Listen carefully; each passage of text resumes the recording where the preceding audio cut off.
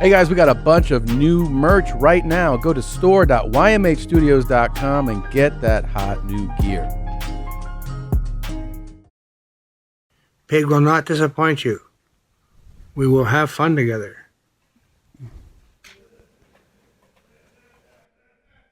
Oh, hey, big titted animal.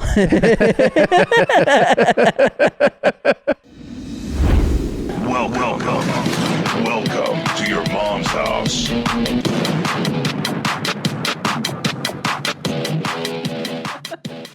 This episode of Your Mom's House is brought to you by Stamps.com. Let's face it, taking trips to the post office is probably not how you want to spend your time. That's why I recommend mailing and shipping online at Stamps.com. Stamps.com allows you to mail and ship anytime, anywhere, right from your computer, send letters, ship packages, and pay a lot less with discounted rates from USPS, UPS, and more. Stamps.com has saved businesses thousands of hours and tons of money. With Stamps.com, you get the services of the U.S. Post Office and UPS all in one place, plus big discounts on mailing and shipping rates. Look, you can be saving a lot of time and a lot of money doing things that you want to do.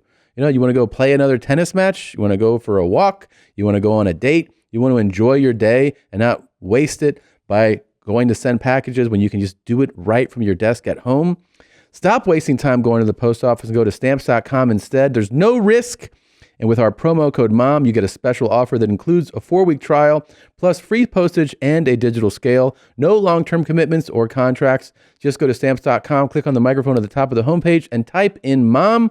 That's Stamps.com, promo code MOM, MOM. Stamps.com, never go to the post office again. This episode of Your Mom's House is brought to you by Saatva. If you've been listening or watching this show, you know that we are big-time Saatva advocates. They're the best mattress company that I've ever encountered or dealt with in my life. We have nothing but Saatva products at home, and we have it all. We have the luxury firm flagship model. We have the memory foam Lumen Leaf model. We have the Solaire, which moves and vibrates. It does it all. They are environmentally friendly, and they have the best customer service that I've ever encountered in a company. They have mattress takeaway service. They're just the best. You deserve to sleep on a high-quality mattress without paying extraordinary prices. So Saatva is going to hook you up. Go to Saatva, SAATVA.com/theshit, and you get $200 off any mattress of your choice. Saatva, SAATVA.com/theshit. Go get yourself an amazing mattress right now. Good morning, good afternoon, good evening, Chomos. Thank you for joining us. Another episode of Your Mom's House podcast. I'm Tom Segura. With me, as always, is the lovely and talented Christina P. How's it going today? That's great. Well, I got to tell you, I've never loved you more. Really happy today to have a very special guest with us for the entire duration of the show. It is the great Rob Iler from the Pajama Pants podcast. Thank you for coming, Rob. Thanks for having me, man. I'm stoked. Christina and I are both really excited to see you. Yeah, I'm getting this text. I was pumped, man. Yeah. I'm happy to be here, yeah. Thank you. We're going to have a lot of fun today. There's a lot of things to talk about, a lot of clips to watch. There's also a part of me that wonders, like, did 500,000 people just go, ugh? No. Okay. No, a lot of people were like, yeah. Yeah. And we're not going to hear so many, chatty, nonsensical estrogen vibes, if you know what I'm saying. Uh-huh. Right? I'm playing with you, right? Okay. All right. Well, there's some really, really important stuff to get into. I think we should open the show and then get into some of the biz stuff, and then we'll rock and roll. So here we go. Opening clip. Let's make sure the volume is up. It is. Let's go. What are you doing? I thought it was locked. My bad, man. Trying to take his shit, man. Just fucking knock the door down, dude. It was locked. I didn't think anybody was in here. What the fuck? About busting my knee open, dude. I didn't see it. Trying to take a dookie. My bad, man. Fucking A, dude. What are you doing? Fucking A is right, man. Who is Randy? Don't bring anyone mother into this. Yo, mom in the fucking stand. Welcome to your mom's house with Tom Segura. Christina Pajitski. Welcome to your mom's house.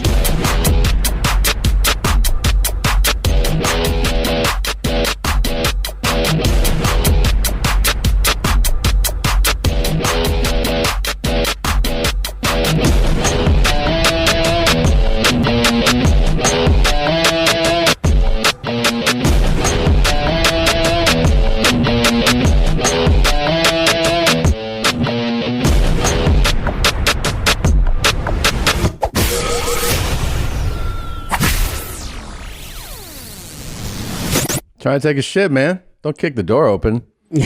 That would, by the way, that dude was like, he had like real stoner kind of vibes, you know? He's like, bro, like, what's up, man? You know? Like, Fucking hey, dude. like, I would not be cool.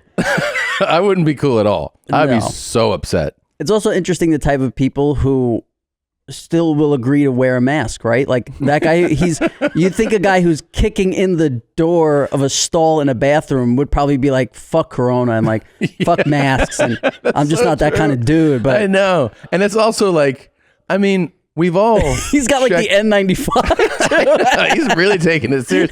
But like, we've all like checked the stall door and you're like, oh, like to go like, I'll just kick this fucking thing off the hinges. I mean, it's a real aggressive way to open a door. Trying to take his shit, man. One time I was at an after hours, like, you know, in New York City, there'd be all these fucking crazy after hours.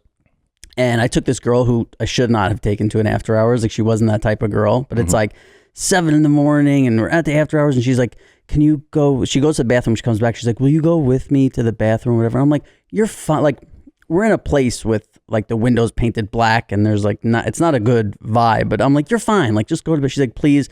So I go to the bathroom with her and I'm like, you're going to be okay. And we get there and the door was off the hinges. Jesus, man. So what she asked me to do was like put the door, cover the hole and stand there and make sure nobody like was looking at her go to the bathroom. Did she pee? Yeah, I think she was just peeing. Yeah. I think we really don't think about how often they're shitting, you know?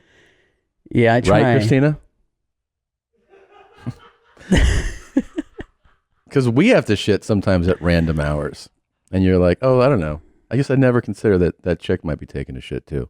And you think, I've heard a lot about like when girls are dating a guy and they go on vacation and stuff, like she'll be like, oh, I need to go to the store and get something, but she'll go to the hotel bathroom to shit. Yeah.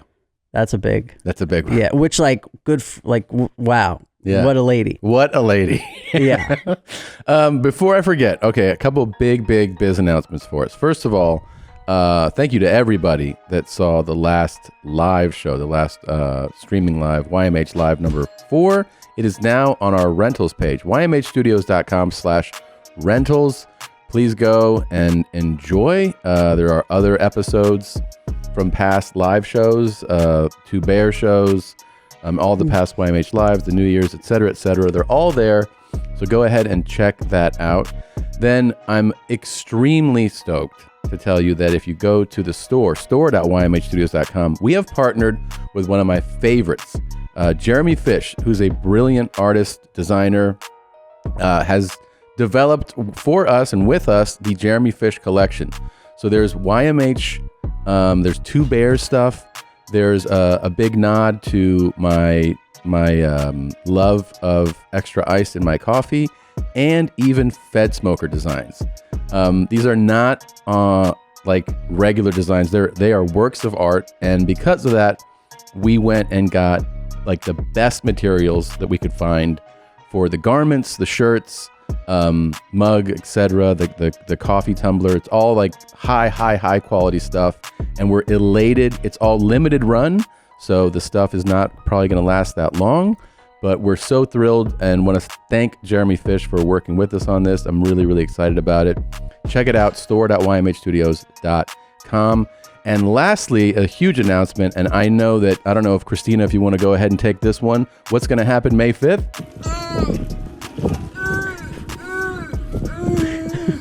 Okay, I'll take it then. So we are going to be doing Your Mom's House live recording in front of a live audience on May 5th at the West Palm Beach Improv. The whole crew's coming out. We're bringing cameras. We're bringing a whole setup. You can get tickets that go on sale this Wednesday. That would be April 14th. April 14th, they're on sale. The show is May 5th at the West Palm Beach Improv. We're coming out. We're shooting, recording the whole thing in front of a live audience. So if you want to get tickets, they're on sale Wednesday. We're extremely excited to be able to do this. So thank you to everybody that will come out to that, and we will make it like a big special release. It won't be streaming live, but we're going to try to cut it and edit it, turn it around, and put it up on our rentals page as fast as we can. So we're thrilled about that, and I wanted to tell you that as well. And that's it. That's okay. That's all the business. It's out of the way. Now back to this guy. I mean, that's an interesting question. How would you handle you're taking a shit and somebody kicked the fucking door open and it fell on you? I mean, listen, I'm not a big guy, but I think I'd be fighting with a shitty ass. Yeah. Like you kind of, what are you going to, like, not like this guy though. He's who oh, you, no. Like, Yeah. even if I'm not fighting, that's never me. Yeah. Like, dude, what are you doing? Bro. Like, no, yeah. Bro, I'm taking a dookie, bro. Like, oh, you made a mistake, dude. Trying to take a dookie. It's so fucking ridiculous. He's ridiculous. And then, like, but he might be talked because he is trying to put it back. I'd be, like, if for any reason you did kick the door in, as soon as, like, you're gone. Like, he's trying to talk, like, oh, my bad, and, like, put the door dog. back on. Like, it's just, come on, dude. Yeah. I liked also, I think my favorite part of this whole thing is I'll just latch this door back on. Yeah. At the end. Yeah. You know what I mean? Well, it came off easy. Yeah, dude, because of brute force. You kicked the fucking door, man. Like, What are you I doing? thought it was locked. My bad, man. Trying to take your shit, man. Just fucking knock the door down, I thought it was dude. locked. I didn't think anybody was in here. What the fuck? I thought it was Busted locked. My knee open, It was dude. locked. I didn't see it. Trying to take. like it was locked. I thought it was locked. It was because I was taking a shit. That guy got the best case scenario that he Yeah. got that guy on the toilet. The best. Yeah, he's got, dude, what are you doing, dude? He could have Like, gotten just so chill. many guys who are like you said, I'm fighting you with a shitty ass right now. For sure. Yeah. Yeah. Yeah, you do that to like a fucking gorilla of a dude. You know what I mean? If the guy taking a shit's like 6'5", 290, and you're like, oh, fuck.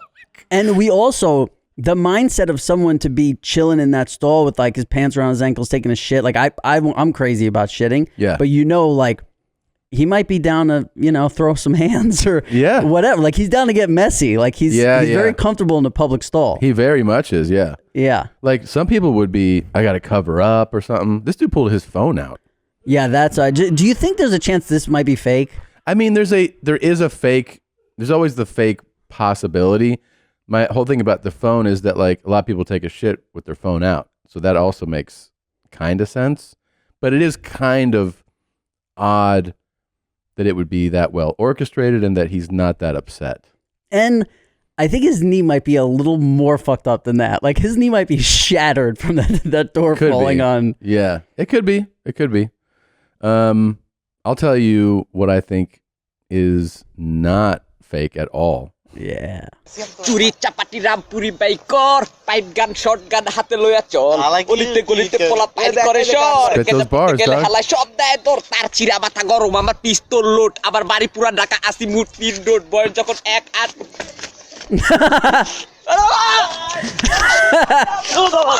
Dude, that's a legit swarm of bees.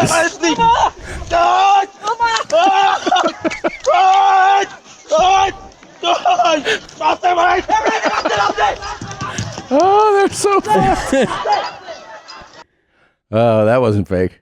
Yeah, they should make a beat with the screams. Yeah. And then do the rap over the beat. I'll tell you what, someone's going to do that. Yeah, great. Someone's going to definitely do that. The crazy thing is like that could be the number one freestyler where he's from. We don't know. We definitely don't know. And that dude could be like the Jay-Z of fucking Bengali or wherever the fuck he is. Was he trash or was he like sick? I don't know. I was into it. I was like, yeah, man. Yeah. Keep going. It rhymed to me. keep keep going till those bees arrive. Oh my God. We both share a complete and total disdain for a couple public acts. One, whistling in public. The guy that whistles in line when you're like, that's waiting to get a coffee, and you're like it takes everything inside of me to go, what the fuck are you doing? Like, to not say that. What are you doing, man? Like, we're inside. It's gonna echo in here. Are you out of your fucking mind? It's a mental illness. It right? kind of, yeah. I think I heard one time, and I don't know if it's true, that somebody doing that, particularly indoors, like in a closed space, that it is a form of like asserting dominance, because you know what I mean. You're kind of like going like, oh, this is my space now, right? And everybody else has to like listen to this performance of yours, and they don't have a choice unless they go, hey, stop fucking whistling, man. Yeah, it's a dick. It's hard. It's aggressive. It's passive aggressive, I guess. I mean, it's not that different. It's not that different than somebody on a speakerphone, which I have complete disdain for. Now you're talking my language. Yeah, that gets me fucking go. But then, like, a thing with the whistling thing, right, is like, now that I'm fucking trying to get older and I'm trying to meditate and be this, like, I sit there and I go, well, why is this guy whistling making me so angry? Right. Like, why? Yeah. angry, okay, like, hey, that's not cool, don't do it. But where, like, the rest of my day, when I see people later that day, I'm like, do you know what just happened to me? Yeah. And they think it's like, oh my God, what? And I'm like, the guy behind me was whistling. yeah. You know? Like, yeah. Right. And then now I'm the crazy guy because I think that guy's I get set dick. off by little shit. You know what I got really set off by like a week ago?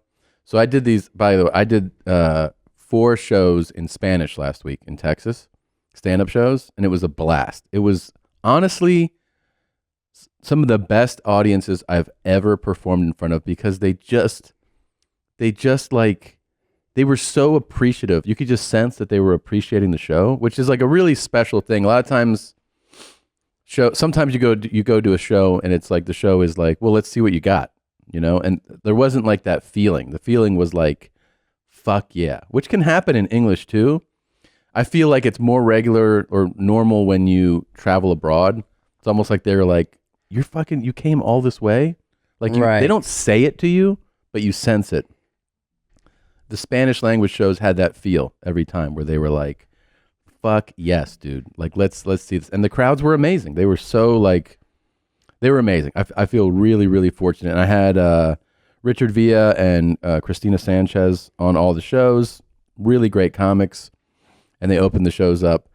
But I'll tell you something that really sets me the fuck off. And I think I say it, people will be like, why are you upset? I don't know. I don't know why I'm this upset.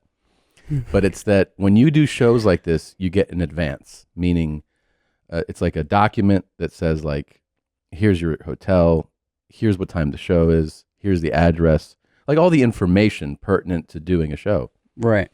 And a lot of times, like, if you pull up to a venue you've never been to before, you're like, where, like, the venues have parking for the artists, entrance for the, so I'm like, I pull up to a venue I haven't been to, and I pull up the advance, and it says like, here's your contact, right? Person's name and phone number.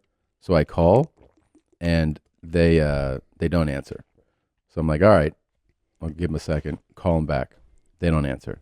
I text them, no answer. I text them a second time, no answer. I'm starting to get like irritated by this. So then I'm like, all right, I'll call the actual number of the venue. You know what I mean? So now I'm like, all right, my contact isn't answering. I'll call the venue. So I call the venue, and the venue's like, if you'd like to talk to somebody, press like 4. I press 4, and it goes, no one's available right now. And I'm like, God damn it. I start to get like heated about it. Like, I'm like, what the fuck? Finally, I get a call from a different number, and the guy goes, hey, so-and-so said you were calling. And I'm like, yeah. And they go, yeah, they're on the phone. They're on the phone right now. And I was like, oh, okay. I go, well, I'm here. I don't know where to go or anything. And he's like, oh, just like he gives me directions where to park. And I'm already just like, I'm fucking fired up, you know? I'm like, so I park, and then the person who I was calling goes, yeah, sorry, I was on the phone. And I was like, right, but you know it's showtime, right? like we have a show right now and I've never been here and I'm like, I'm calling you. And Who's he on the phone with? Chappelle? Yeah, I was like, and I go, who are you talking to? I didn't ask it, but they volunteered it. They go, well, I was talking to one of the club owners, and I go, but wouldn't the owner want you to run this show? And they're like, yeah, I should have told him that I had to go. That's what they said. I should have told him I had to go. And I was like, yeah, all right. Dude, it took me like 20 minutes to not be fucking irritated by it. And I don't want to be. Of course. I want to be like those people who are like, it's no big deal, man. Like, you know people who are like, let it go. Oh yeah. I don't have it. I don't have it. And then people get critical of you for being upset. They'll be like, just fucking calm down. You're like, yeah, that doesn't work. Like, you saying that doesn't help me. I don't feel like when you told me that I shouldn't be upset, that now I'm not upset. I think 20 minutes is actually a very short time. Yeah, it's not that long to be, because I think you're still upset. No, it's because I'm reliving it. No, I know. I would still, here's how much when the show was over, I sat the person down and I go, hey, I was really upset. I just want you to know that I'm not upset anymore. And they were like, I'm really sorry that I didn't answer. I was like, oh, that you didn't answer or text or anything like that? I go, it's okay. Right. Like, I'm not mad anymore, but if you do it again, I'll rip your fucking eyes out.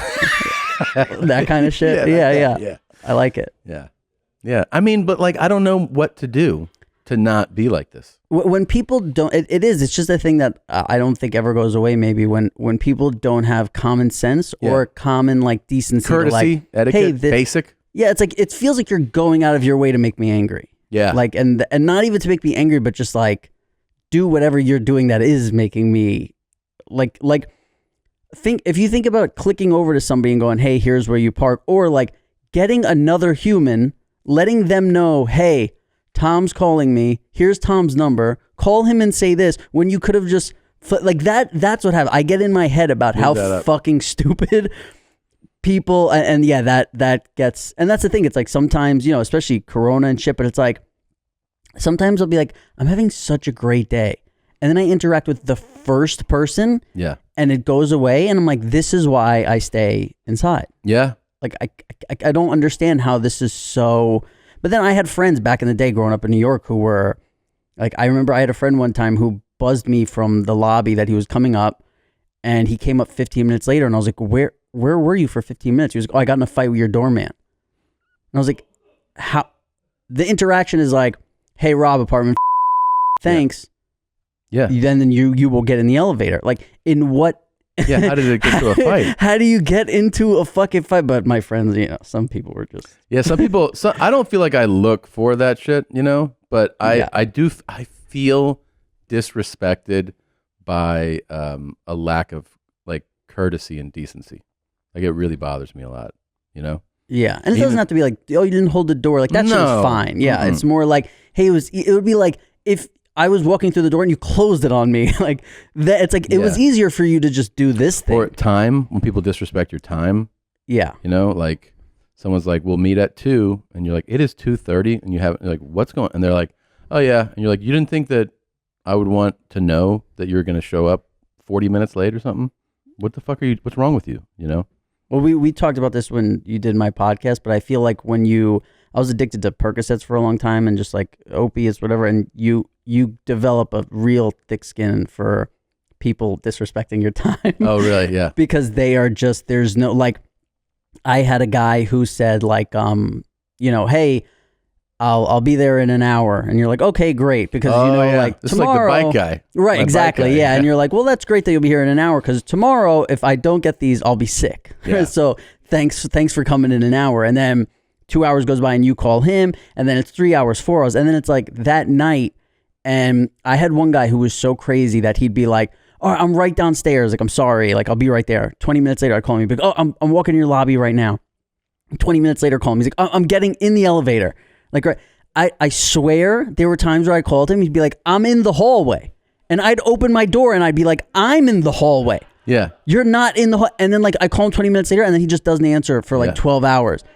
But what they don't want you to go get from someone else. So that's why they tell you the lie. Yeah. And he's like, oh, I'm right. But then like there were times where I became friends with these people because I was seeing them so much because I was taking so many Percocets that then I'd be with them and they'd be sitting with me like smoking a blunt on my couch and they'd pick up their phone and be like, yeah, I'm in the elevator.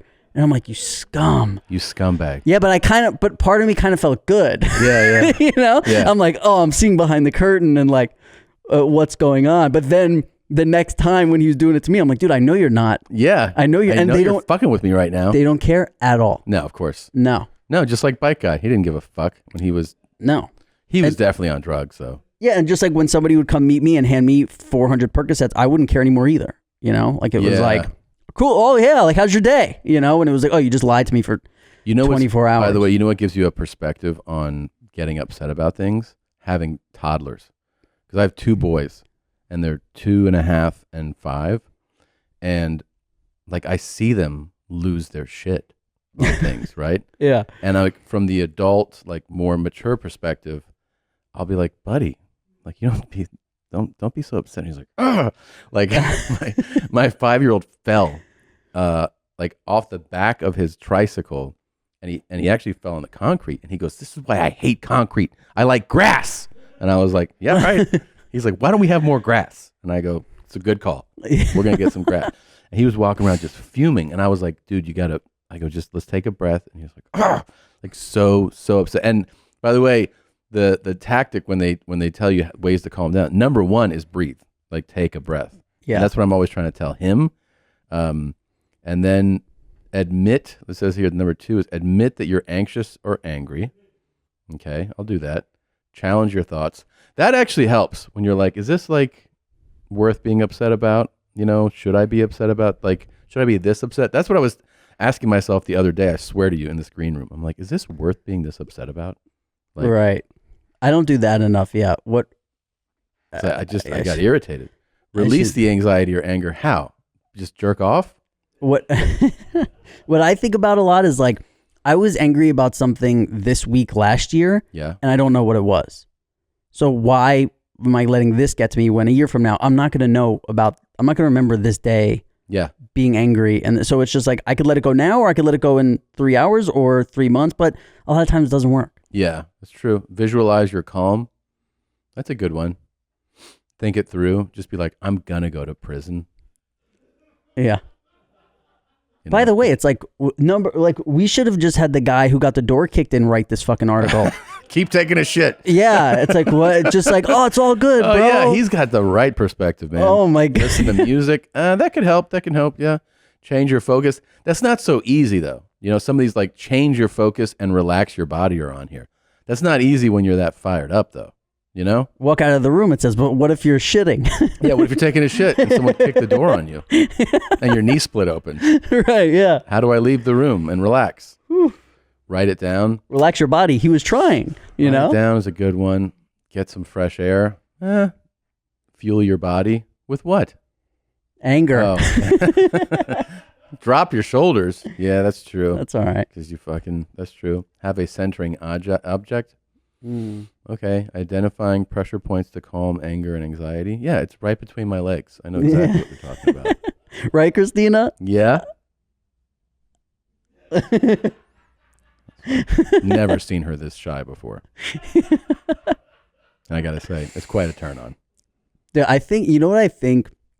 Like, so obviously she was talking about wanting to fuck those Cobra Kai, like the dudes on Cobra Kai. Uh-huh. And like HBO just put out Godzilla vs. King Kong. Like they had the 2 juggernauts go at it. And I think Netflix needs to do like Tom Segura versus Cobra Kai. Yeah. And I think you just go in there and fuck them up. Fuck them all up. Yeah. I don't know how many more months you need to fully recover, but. And then I go like, now who do you want to fuck? Yeah. Bitch. Right. You just pop on the screen in an episode and you don't tell her you're doing it. You just start kicking teenagers in the face. Are they still hot? You still turned on by them? Yeah. They're all paralyzed now. Yeah. Who's Hawk now? Yeah. You got to let her know. Rip that kid's fucking neck in half. Piece of shit. Do fucking taekwondo with your toes from now on. Your breathing tube. Oh yeah. This is, by the way, you like the noise Hawk makes when he breathes, Christina? Does it turn you on?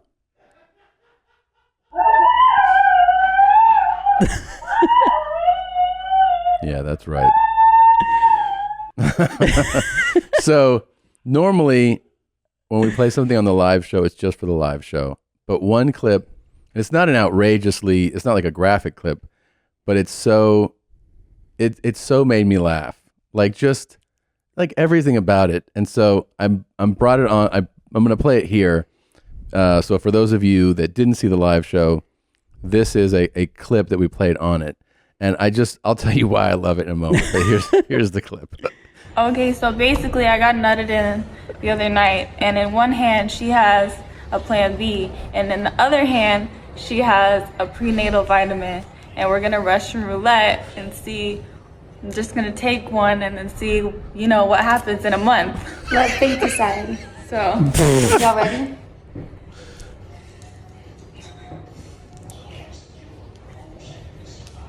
just put it in my mouth.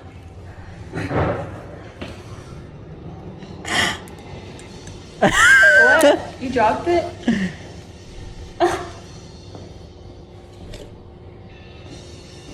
Glass of Are you guys wine. ready to see the pill that's left? The plan B. So like, I love everything. This So, is why you love chicks with tattoos. first of all, I'm in love. Yeah. Now, secondly, okay. So first of all, she's cute AF, right? She is she casually begins with, basically, I got nutted in. Do you think there's anyone who's mentally stable enough watching this show right now who's not turned on by her? No. Like, is there a guy who's like, oh no, but that's so unattractive that she's this crazy or this, because I'm not. No, you're in, right? Oh man. Oh, so I like she's, what is it? FGTRT? she is, yeah, for girls that ride till death. Yeah. I'll tell you right now, she's not fucking around. No. Like she's super hot, and I love that the way that I love when women, especially, it's like men, we always have like casual conversations about sex, and sometimes like you talk to women and you have to gauge whether or not they're okay with that. But something about a woman who talks about it, in other words, like it's not, there's no stigma attached, not so serious. It's appealing. It's fun. It's fun to talk about, right? Yeah. So she has that. So she's attractive. She talks about it this way, and with her friend, and the casual nature of, will I abort or keep this child? yeah.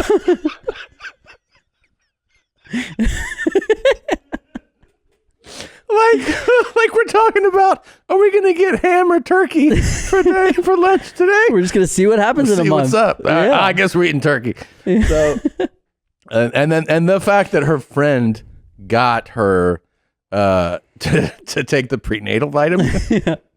The whole thing to me, it's like she's sexy, it's funny, it's super entertaining. Well, these two ended up watching the live show. I was just gonna say, See the pill that's left? This girl's so cool. I'm gonna have a baby. wow. Oh man. So anyways, I think she's great. I think she would be quoted at, like, you know how they have quotes for shows afterwards, like, this person saw it and said this, like, she would see YMH Live and be like, yeah, what is that, a show for pussies? Like, because Right. she's a savage. She's a gangster. She's totally gangster. By the way, I've seen your eyes light up. I mean, I'm kind of distracted from this whole thing because she's so hot. I want to make a love connection. Yeah. Oh no, listen. If I was 22, I'd be on my phone already. Right. You're 24. Just fucking give her a call, man. Yeah. No, I can't. If I have that in my life, I'll be back to doing. I'll be back to waiting for my drug dealer for 72 hours in my apartment with her. Like, we couldn't be. We'd be playing Russian roulette all the time. Oh my God. Because she is fucking. She's the type of, She's great. Yeah, she is trouble. Yeah. This episode of Your Mom's House is brought to you by DoorDash. Did you forget that one thing at the store? Now you can get snacks, drinks, and household essentials in 30 minutes or less. Dinner? Check. Deodorant? Yep. Morning pick-me-up from Dunkin'? Check. Get everything you need whenever you need it with DoorDash. You want Chinese? They want pizza. Someone's craving froyo. There's something for everyone on DoorDash. I used DoorDash last night to get sushi because I am addicted and I can't make it myself. So I go on the DoorDash app, pick from my favorite place, comes right to the house. It's perfect. I don't know why you would ever not use DoorDash if you're ordering a meal, or in this case, anything that you want. Deodorant, frozen yogurt, whatever you're craving, they can bring it to you. For a limited time, our listeners can get 25% off and 0 delivery fees on their first order of $15 or more when you download the DoorDash app and enter the code YMH. That's 25% off up to $10 value and 0 delivery fees on your first order when you download the DoorDash app in the App Store and enter the code YMH. Don't forget, that's code YMH for 25% off your first order with DoorDash. Subject to change, terms apply.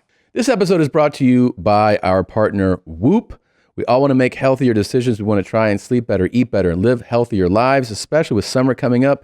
Beach season is, of course, around the corner, but we don't always know how our body is feeling, how long to work out for, how much sleep we need. Whoop is a fitness track that helps solve those questions with its built-in coaching features. I got to tell you, you cannot find this type of insight anywhere else. I've not discovered it. The Whoop gives you the insight, lets you know how much your body is strained, what kind of recovery you need, what kind of recovery you're getting. The sleep coach, which tells you when to get to bed, if you're going to get the type of sleep you've been getting, it is key. You just go like, oh, I would not have gone to sleep right now if my Whoop didn't tell me this is when you need to go to bed. And I love it for that. I love the insight. For our listeners today, if you've been thinking about giving Whoop a shot, there's no better time to give it a shot. For our listeners, you can save 15% off a Whoop with the code YourMom. Go to Whoop, WHOOP.com. Use the code YourMom, YOURMOM at checkout to save yourself 15% off today. Know yourself with personalized recovery, strain, and sleep insights from Whoop. So speaking of trouble, fun trouble, good trouble. Are you out there dating? Yeah. So, for the past couple of years, especially like Corona, obviously slam dunk, but like I wasn't dating at all. And then 2 weeks ago, so I went to San Diego with my buddy Cassim, who I do my podcast with. It was the first time that I left LA since Corona started. And as soon as you got there, it was like, oh, life's going on here. Yeah. Like this is real. So he was on the dating app and he's like, yo, we start talking. I'm like, you know what? I'm going to get on. And I didn't expect anything. And it was like, maybe 2 weeks ago or so. And I'm going on my third date tomorrow. Nice. Yeah, and 3 different girls. Oh, this is your third different date. Yeah. How have the first 2 been? They were, Yeah. They're all right. I like, I don't want to come on here and No, I understand. Yeah, like I'll talk shit about people who put themselves out there. Yeah. But they weren't really putting themselves out there. But it just wasn't a love connection. Yeah, I mean, look, that's what dating is. You see when you click. Yeah. I remember going on dates, and it's like, there is that thing sometimes.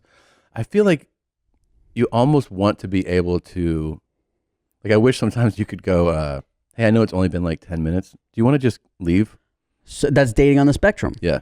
That's what dating on the spectrum is. Like, you're like, hey, I'm going to fart and leave. Yeah. Because that's what's up. Like, and nobody has a problem with it. Like, it's like but yeah, you definitely feel, but you know what? I also, like, pre-corona, I felt that way more where, like, as soon as I knew there wasn't a connection, I'd want it to end. Mm-hmm. Where now I'm like, hey, I don't really mind talking to this person for 45 minutes. Yeah, It's not that bad because you've had so little social interaction over the last year or, however long it's been. So it's like, but man, before Corona, I couldn't do it. Like as soon as somebody like whistled or did the fucking anything that I didn't have time for, when people do that, it drives me fucking in. Why does it bother you so much? I don't know. We'd have to talk for a long time. We have to get Dr. Drew in here, but I think it's like, it just seems so fake. Yeah.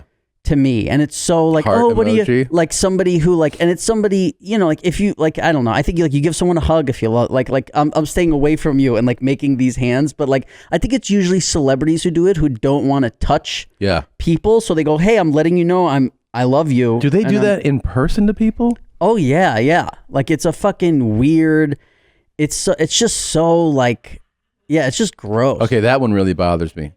Well, that's what, and then they put that one over the chest. Like, what's her Heidi Klum on like America's Got Talent, like puts it over her chest and then pushes it out at the person and like back to her chest. And I'm like, what? What is it? Like, I don't, point of personal privilege. Oh, boy. It fucking pisses me off. I don't like it. I saw that, was it Paulina Poroskova? She was the one that was married to Rick, what's his name? He died. I think he died. And he left her out of, Rick Ocasek. Rick Ocasek. Sounds like a cool guy. Left her out of the will? He left her out of the will. Sounds like a cool guy. And she is like, I want to say penniless or something. Like, I just saw some blurb about her that it's like she's in a really bad place right now. But I think he left her out of the will for a reason, though. She's in a really bad place now. She was fine when he died. Yeah. But when she found out she wasn't in the will, she, what is it? Seeks part of late Carr's frontman estate. Then makes money joke. What is it saying? Yeah, she was. She's just trying to get. She's just trying to get back into the will after the death. It looks like. Okay. Cool lady. But the reason isn't there? It was revealed in November before his death that he wrote a will instructing that she should not receive any of his belongings or money, as he claimed the model had abandoned him amid their divorce proceedings. Oh, okay, yeah, that's what it was. So I think he because he was older than her, older and getting sick, and I guess she ditched him, so he changed the will because they were together for a long ass time, man. He's got to be what? He had to have been 20 plus years older than her or something like that. Nice move, Rick. I gotta say, I dig cutting her out on your way out. That's pretty funny. Yeah. Just watch your fucking mouth. Look how easy this is, Christina. Yeah. So just. And when I say watch your mouth, I mean keep it exactly as it is right now. Okay. You don't want to end up like Paulina, right? That's right. I gotta say, I think it's really irresponsible of Nadav that like he has a platform and he's not using it. Where like I think he says that when he Googles that his fingers are too fat and they touch all the other keys. Yeah. Which makes us wonder, like, are keyboards inclusive enough? That's true. Because maybe they're just for thin fingers. And that's not cool. And he has a platform. As a half Latinx, I can tell you that it bothers me. Yeah. It bothers me that it's not an inclusive enough keyboard. So we should change keyboards. Yeah. I think. And make them inclusive for everyone. By the way, I have a lot of people that hit me up. Yes. Wondering how you felt about how's your fat. No, yeah, it's, working here, you develop calluses in really weird places. Yeah, and that's one. That was one that was just like, yeah, that's just a normal sentence. That's not. There's times where I'm talking to people where I say something crazy and I'm like, oh, I forget that I'm not at work. Right. Because there are certain things you could really only say here, and then everywhere else it's socially unacceptable. Yeah, that's true. Well, that's what I didn't remember about dating, which I think when I was dating when I was younger, there was only like one note I had where like now that I'm older and I'm seeing different things and trying to be a better person, it's like you realize it's not only do I want to be with this person, but it's like, do I want to be this person more often? Because in some of the girls you talk to, it's like very sexual. Some of them it's like, oh, we're having deep conversations. Some of them it's like, oh, we're just laughing the whole time. Yeah. So you kind of have to decide like, what do I want? Like, yeah, this chick is hot and she seems cool and this, but do I want to be like, if we don't have that, if we're only having deep conversations, is that the way to go? Because it's like, I have my friends to laugh with. So maybe I want to lean more towards the deep conversations, or this where like when I was 22, it was just like, yeah. Yeah. I got to say, I still enjoy this aspect of you a lot. I hope people who are listening think you're talking to me. I gotta say, I really like you. Have you been following at all our Big Titted Animal challenge? Oh, come on. I feel like come on. I feel like I should fucking FaceTime Jamie Lynn right now and hit her with and record it and hit her with a Big Titted Animal. We should definitely do that. We should do it. We have a few more that were sent in. Would you like to see? Yeah, and you talked about you'd have to do a whole show like this. I could get on board. I fucking love it. I love the Big Titted Animal. Big Titted Animal really makes me laugh. Yeah. I love that Big Titted Animal challenge has like different notes. You know, like there's the people who are like the girls who are like, hey, and then the ones who are like, what the fuck did you just call me? Yeah. And then there's the ones that laugh. Like there's really like different ways it can be received. So I haven't seen this yet or these yet. This is from Ryan and Jess. Is my shoe? No. Happy Easter, you big titted animal. Get in the kitchen and make me some breakfast. God. There's a lot of love in that house. Yeah, the children involved is another note we didn't bring. Yeah, that's one we really haven't seen much of. Right, and those are children that can understand what you're saying fully. Yeah, and they didn't even flinch, so they understand it all a lot around that. They understand that Dad does this kind of thing a lot. Yeah. Yeah. This is Carson.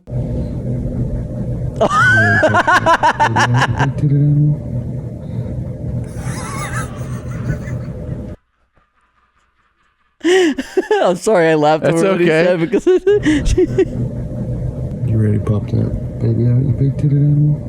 She's in a hospital bed. Yeah. He said, "Are you ready to pop that baby out, you big titted animal?" That was the best. She went like. Mm-hmm. What do you think the girl with the Plan B roulette would do if a guy said this to her? I think she's cutting him. You know, it depends on her mood. I think she could. I think there's a certain guy in a certain mood she's in where she laughs. The fuck did you call me? Like she laughs and plays. There's a certain mood she's in. Like if she were in this bed, I don't know, man. I don't think she'd be cool with it. Something's popping up on the Citizen app right away. I think she'd just pop it out. She'd pop that baby out and then fuck you up. Yeah. Fucking. She'd wrap that umbilical cord around your neck. She's so dangerous. I love it. Here's Jerry. Doing all right, you big titted animal? You doing all right, you big titted animal? What? I said if you're doing all right, you big titted animal. Which animal? You're a big titted animal. You taking a camera? What are you talking about? All right. I don't think we've seen anything like this yet. It's a very fun new lane. Yeah, it's a fun new lane. Doing it to your guy friend who speaks English as a second language. Yeah, you got to do it to Bert. Definitely. It would just roll off his back. He wouldn't even register. Here is, I guess this is from Troy. Oh, it's a Wingstop order, it says. Okay. He's texting it. Hey, Big Titted Animal, your order from Wingstop is being delivered. That's very funny. Oh, so his name on the app is Big Titted Animal. Yeah, that's great. That's very funny. And this is, and there it is. It arrives. Big Titted Animal. Somebody hand wrote it on the bag. That's very funny. It's a good move. That is very funny. BTA. BTA is a good one. Oh my God. Jesus Christ. So, dates for you. You're going to go on more dates? Hopefully, I hope this you gave me a peek at what's out there on the phone. Oh yeah, there are some, and like my favorite ones are the people who, and much like you guys talk about on TikTok, is like don't understand what the app is for. Yeah. Like one girl was like, I'm looking for a lease with options to buy, and it's a picture of someone who's never made a joke ever. No. Like she's not kidding around and trying to be funny. Like she's very serious. And then there's my favorite one is like there's a photo of a girl who, again, you could tell she's just not a funny person, and it's very like the most boring picture you've ever seen. And above it, the caption, because you could pick captions and then you fill in the photo, right? Because if people made the captions, they'd get crazy. So the caption was, "You had to be there," and it's her looking like she's on like death row. You know what I mean? And you're just like, no, like thank God I wasn't, and I'm not. There. Yeah, you don't want to be there. And there's just you can't believe that some people can put a photo as their profile picture that puts out the so not a sexual vibe. The least flattering photo. You showed me a slew of photos that like you have to go, even like when you go like this person is not subjectively attractive to me, you go, they could put a better photo up.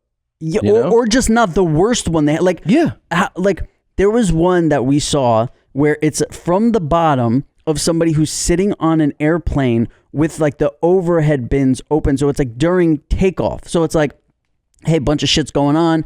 Okay, like, hey, everybody put your fucking, please turn your devices off. And she's like, oh, no, wait, first, I got to get my dating app profile picture before I put this away. Yeah. And like takes that picture and put like, what are you thinking? What are you thinking? It's and it's like the fucking person like, whistling. Like we need to know what they're thinking. This is what I look like, right? And like I could just go take a picture with my phone down here and be like, hey, and then post that picture from underneath and with my eyes half closed and be like, well, there's my dating app photo. And I think people would be like, hey man, that's probably not the best photo of you could take, right? Right. Like you might, I think a friend would be like, hey, let me help you out. Let me hold the camera for you. Yeah. Maybe stand up. I don't know. Hey, it's 2021. How about the other 300 pictures you have of yourself? Of yourself, yeah. In your phone. Like it's. There's one you showed me where someone's on a plane and they're like. Yeah, it's the craziest. That one sticks with me more than anything, and it's like the simplest. For somebody on an app, like when you're what's a deal breaker? What are the deal breakers? If I could tell you're stupid just from your photo, yeah. you just broke a deal. Yeah, that's true. I can't it's like how dumb, like what are you doing? There's like when the caption doesn't match the photo. Like I remember one caption was like, again, you picked them, so they picked like the caption said, I can teach you this, and it was just someone standing there. I can teach you this? Yeah, and it's like, what? And instantly I'm like, you're on another planet. You know? Now, is there a direct correlation? Okay, I'm going to be real careful with the way I word this. Is there a direct correlation between notable stupidity that immediately registers and level of unattractiveness? Well, I think it's when they're really hot. I don't notice it. There you go. Yeah. I think it's me. Yeah. I think it's how dumb I am. Once I'm like, oh, you're really hot, and then they say something dumb. If I just got nutted and put there, you'd be like, this is cool. Right? Yeah, super hot chick, and it's like my favorite thing to do on a Saturday. It's like play Plan B Roulette. You're like, hey, you're that does funny. Sound fun. Yeah, like very funny. I like your style. I like you a lot. Yeah, you seem really cool. But yeah, no, you could definitely tell there's some. And then also just like the activities they're doing in the photos, like sometimes it's like someone just like waiting for a bus, and that's a crazy thing. That just shows you that someone's out of their mind. If they're like, oh, it's just a bus stop photo, like that's what I'll use for a dating profile. What? Yeah. You think that's an appealing? I understand you have to wait for the bus. You shouldn't put it in your dating profile. Yeah, I saw a girl who was like had her like grandma who looked like she was dying in a hospital bed with like her arm around her and her head next to her head, and it's like, listen. I get, like you just said, your grandma's dying. Horrible thing. This is like, we're basically looking at here deciding like, do we want to fuck? Yeah. Like, or at least that's or potential. Do I want to have a, and it's like, oh, like, so you're going through girls and you're like, oh, they're like, it's like, you're like, oh, cleavage. Oh, this. Oh, like a girl wearing a short skirt. And then you're like, oh, you and your grandma in like the intensive care. Like what, like it makes it rattles your brain sometimes. Do these have they implied at all they know who you are at all? So I never bring it up, but some girls have. But luckily, like, you know, if a girl is 30 now, she was 8 years old when Sopranos started, or when the fuck did Sopranos start? I don't even know. Yeah, 22 years ago. So like there's and in general, like even when I was dating when Sopranos was on and like the biggest show there was, it's like girls who were my age never knew who I was. Right. Which was actually great for me because like my character on the show was like a pussy and like a really annoying, but all that like they would hear is like, oh yeah, he's on like the biggest show on TV. Yeah. So it was like, oh yeah, they don't know that I'm like a fucking, you know, like a crybaby and like all this shit. Like you just know like I'm on Sopranos. Like they think even more like, oh shit, he's on the show about the mafia. Like, oh yeah, this guy is fucking cool. Yeah. And it's yeah. like, no, I'm the guy who's like the douche. You know? It's strange. Like, do you ever like forget that somebody might put you in a, you know what I mean? Like I forget all that. The time. Like I'll meet people and then they'll be like, oh, I didn't think you'd be cool. And you're like, why?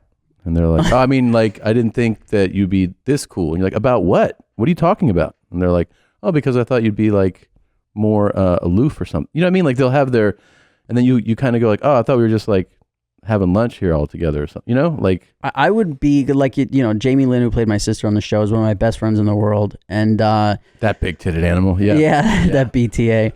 So we would go out to dinner like back in the day, and there would be times where like I would look over and I'd be like, what the fuck is this guy looking like? Because I'd be drinking too, you know, and all of a sudden like a fucking table staring over, and I'm like, what the fuck are these guys like staring, and then like somebody would have to be like, oh yeah, like you guys are on the famous. biggest TV show Yeah.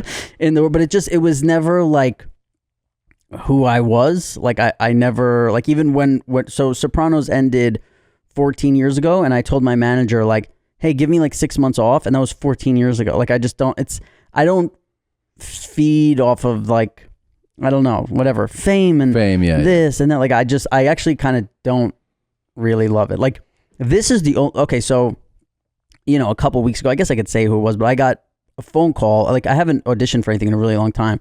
And I got a phone call from my manager, and he's like, hey, somebody wants you to put you on tape. And I get a lot of stuff like that, but it's usually not great shit. Mm-hmm. And he's like, but it's Jordan Peele, this Jordan Peele project like coming up. And I was like, that's when I'd audition. Yeah. How do I'm like, what's a tape? Like, how do I do this? Like, how do I use my phone? Like what? So I did it. But it's even like something like that when like the days leading up to it or doing it, like I'm not comfortable where like here is the first thing that like has anything to do with show business in years where like you hit me up or Christina hits me up and is like, hey, do you want to do this thing? And it's like, fuck yeah. Like, yeah. I feel comfortable. We have fun. It's dope. I don't feel that like, you know, I almost like when it's acting, I almost go into like a manic state of like, I don't want to do this. Should I do this? No, it's okay. And like the fucking voices in my head, it's like, shut up. But those are normal voice. I think. I mean, auditioning is so horrible. I've auditioned, so I really get, you know, the way you usually find out about an audition or that somebody wants you to audition is first through an email. So, you know, I'll get an email from agents that say, you know, per your consideration, this is this thing that we, you know, they'd like you to submit for. And a lot of times I'll read it and I'll be like, pass, no thanks. Sometimes if whoever's making it really wants you, then your agent will follow up with a phone call, tell you they really want you. And then I'll at least give it a second look. I'll be like, all right, let me see what this is. And then sometimes I'll be like, yeah, this is still some bullshit I don't want to do. And then if it's like, oh my God, appealing, like if they were like Jordan Peele asked, I'd be like, yeah, man. Give me a couple of days to prepare for this because I'd want to do something with him. Like I just auditioned for something because I read it and I was like, this is like it's great material. So I read it and I was like, this is really good material. Yeah, I want to be a part of it. But most of the time, it's a horrible process. The worst part of the auditioning process, I don't know if you found this as you go, especially if you go, this seems awesome. You submit and they're like, this is great. Like your tape is great. You're like, all right, cool. And then you're just like, just days go by and you're like, did they look at it? And they're like, what? You're like, the thing that you asked me to do. And they're like, oh yeah. We have a call into them. I'm like, oh, okay. And then you just don't hear, you know, it's like when you pitch shows, if the pitch goes really well, you hear back. Right. And then if you can think it went well and you're like, so what happened with whatever, you know, production company or streaming service? And they're like, oh, I don't know. We haven't heard from them. It's like, oh, that's it. So it just plays. It's almost like going on a date where you're like, I thought that went really well. Right. Yeah. See, that doesn't bother me. The thing that bothers me is like, I never took acting class. Like I'm not a fucking great actor. Yes, you are. But oh, thanks. But I'm not. But I learned to act on Sopranos, like in the fucking scenes and doing, and like from these people who are the best and everything. So then when I go to do an audition, it's not that. It's not like you would think that an audition in my living room that like 3 people are going to see would be more nerve wracking than being here because like so many more people are going to see it. It's on the fly. Like there's so many more things why you would think that, but it's just, there's something about like being uncomfortable. There's something about the audition that's crazy. It's really hard to like. It's nerve wracking. It is. I remember also doing one of the ones I did recently where, you know, I was happy with most of it, like the scene. And I'd be like, oh man, I didn't like what my right hand did. Yeah. You know, like I want to go, oh, let's do it again. And then like, I feel better about my hand, but I'm like, yeah, but I don't think I performed as well. Let's do it again. And you start playing that game of like, hey man, this is take 16. Are we about going to wrap this up? And you're like, I don't know. Because it keeps fucking with your head. Yeah, it's bad. And that's the thing. Like, I wouldn't be nervous if they were like, you got the movie, show up on set tomorrow, you're working in this. I'd be like, okay, like I'm cool. You know, maybe a little bit of jitters or whatever. Yeah. But like the audition, like for nights before, I'm like, like you get in your fucking head about. Well, and the crazy thing is like, it'd be great to get the job, but I don't even care if I get the job. So I don't understand why so. I know. I go through this with pitching too. Everything comes together on a pitch sometimes, and then you're like, do I want to make this? Yeah. Like you'll get the call. They're like, hey, they want to make the show, and you're like, yeah, but you got to tell them that I changed my mind. And they're like, what? You're like, well, I mean, like, I don't know. Do I want that? Because I kind of really enjoy what I'm doing now. Right. So, because in entertainment, like everything has kind of shifted. People don't realize that like this is entertainment and we get to control it, and it's fun to do it the way we want to do it. And then you're like, no, I want to go, that's why the thing that makes you kind of think about auditioning usually is like if the material is so great. Like when you know that Jordan's making something, you're like, this is going to be awesome. Yeah. So in that case, it's like the exception. You're like, I want to make something amazing, Well, the thing that's great about when we do our podcast, when I leave, we have Bryce, Gabby, people, George who do Tiger Belly, they do our stuff, and it's like I know it's in good hands. We're good. We're like when you do another thing, especially like when people do reality shows, it's like you could be totally normal for 2 weeks and they can make you look like a piece of shit, or like even when you do a movie and you're like, man, they I don't usually watch the stuff I do, but the stuff in the past, it's like, oh, they use that, like, oh my God, that was so bad, and this, where like. When you do your own thing like this and you say like this is entertainment now, it's like you don't have to worry about it once you're done doing it. Yeah. It's over. Because you're like, hey, if I see something I don't like, boom, we take it out. We do it like that's a weird kind of aspect to it too. It totally is. By the way, for back to dating, some people do this thing where they just are direct with who they like, and I think it's something you should consider too. Like this dude here. Hey, Iggy Azalea, my sexy angel. Just wanted to see how you were doing. Just wanted to tell you I love you and I want to get married to you one day. Peace out, babe. Yeah. That was a message. I don't know if you could hear it clearly to Iggy Azalea. Oh, okay. I didn't know who it was to, but I heard the message. Yeah. The message is he thinks she's super sexy and he wants to marry her. So might as well just put it out there. I think if she sees this, he's in luck, because he's wearing a shirt with not only like her face on it a little bit, but it's like the whole shirt. And I feel like I've got to be maybe only 3 or 4 degrees separated from, like, I bet I can talk to somebody that knows her, and maybe we could help like make a love connection. I don't know. For sure. Yeah. Is she single? Me and the Plan B girl could double date with Iggy. And this guy. Yeah. Yeah. This fucking, I don't know though. My chick might leave me for this guy. He's a handsome, cool devil. Oh shit. She's not even single. They've been going strong since 2018. The Playboy Cardi. Yeah. This guy's got his work cut out for him. I mean, but he's a musician. You could see in the back, he's got the, his guitar. Yeah. Oh yeah, he could play that riff. Yeah. Yeah, he probably could. I don't know. She might. We should bring it to her. We don't want to have it on our minds that like they were meant to be and we didn't let it happen. That's true. So I think we should try and do everything we can to get them together. Jesus. By the way, speaking of the live shows, one thing that we've loved is seeing people's heavy reactions, when they send videos of it. So we have a few here that were sent in. This is if you've never seen the live shows, the YMH lives end with a heavy segment where we play the heaviest videos we can find, and we encourage people to record themselves as they watch it. So here is one. I haven't seen these yet, but that's what it says here in the folder. This is Vanessa. No. Oh, man. Oh my God. I'm gonna puke. Oh, please. I'm gonna puke. I'm gonna puke. There's a man eating a shit sandwich. Yeah, that was a gross one. Oh. I really thought she was going to throw up on herself, and I was really excited about it. When you got the red nose and the red eyes. There's Ty. A long time to film this, Oh, That's in a bucket. Imagine the pink eye. Look at the dog. I didn't That lady legit threw up? Wow. Wow. That's amazing. That is a supportive dude there. Willard and Wood here?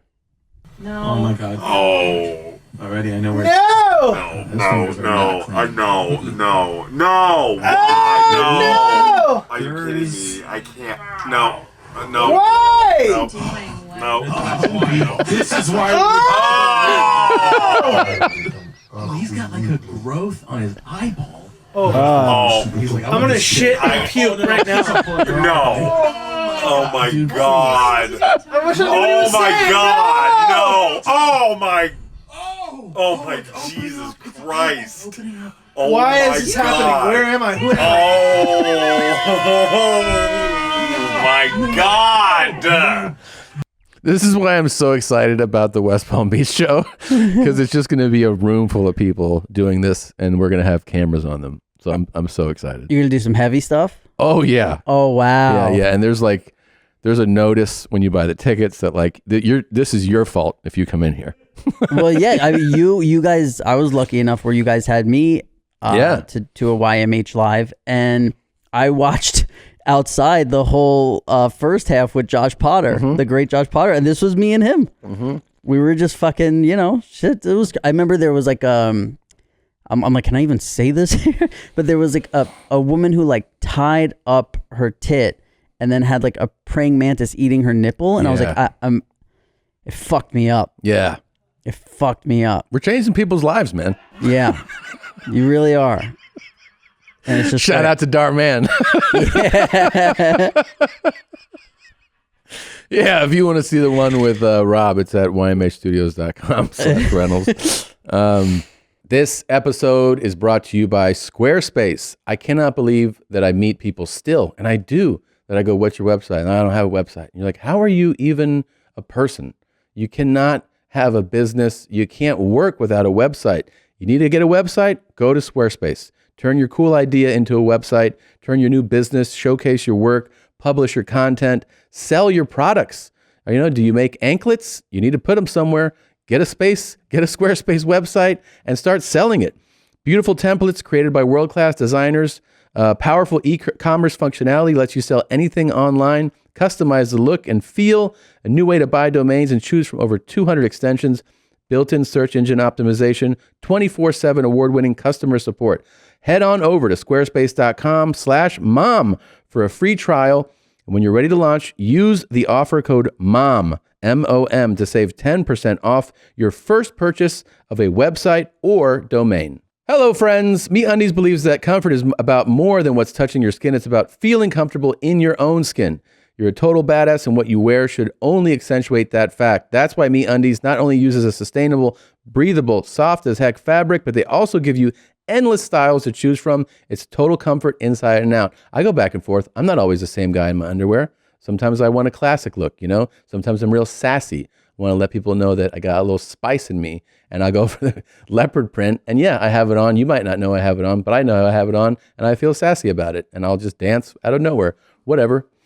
Never leave your couch again with a MeUndies membership. This is a monthly subscription that sends new pairs right to your door. With site-wide savings and exclusive sales, you'll automatically pay less for everything. MeUndies has great offers for our listeners. For first-time purchasers, you get 15% off and free shipping.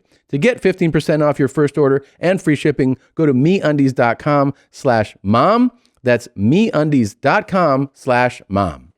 Speaking of, and this also ties into the great Jeremy Fish, who did those designs for us. We're always being surprised with the YouTube's version of Tupac, Fed Smoker, and the videos that they just pop in here, and everyone is a rush. It's just like, it's a rush. I feel like I just did a bump where I'm like, man, I get so excited. Here he is at a mechanic shop, being, as you might imagine, not totally cool. Look at his tire. Tire that's been used, my friend. Jesus That's what 100 miles an hour does out there, kids. Let's swap. Give it up for him, man. These guys always take care of me. Thank you. So there you're like, wait, he is being cool though. That he started like that. And obviously I'm imagining that they're like, you must be out of your fucking mind driving on this, right? And they're clearly replacing his tire. And then, you know, the work's done. And then here's Fed Smoker. Gonna do steal my rim or something, buddy? Oh, you guys trying to steal my rim? Rim? Just hand it in over here. If you can bring it in, just toss it in if you could. What you doing, trying to steal my rim, brother? You think you'd let someone know if you got the rim or not? My God. Oh my God. Lose your mind? How'd you let me drive off without my rim there, buddy? You? Did you do that on purpose? Dude, you drove off. Yeah, you should have let me know, buddy. You some kind of joker or something? Dude, get the fuck Yeah, out of take here. it easy there, Hot Rod. Okay, bye. You going on Whoa. the baby rapers? Okay, there, Bew. Fuck you. See you there, thief. Whoa. He was kind of the first guy who put Fed Smoker in his place a little bit, and That Fed was Smoker kind of one of the first times I've seen that. Yeah. So and that's, by the way, that is exactly how to handle Fed Smoker. There's a lot to unpack in this video right here. First of all, I mean, we've all seen wheelchair things hanging from people's fucking mirrors forever. Yeah. Have you ever seen a red one? Not one. Not one. His You wheel, have? it's only blue. It's temporary. Oh. Okay. Yeah, and then the other thing, so he has a laptop in there that shows 4 different cameras, and he has 4 cameras in his car showing the outsides of his car. Yeah. Yo, that is... And I know. It's like, do you have security cameras, Fed Smoker, for the Fedmobile? Well, people trying to steer his rim, bud. Oh, man. Huh? He's like a pirate. Yeah. Yeah. See you there, thief.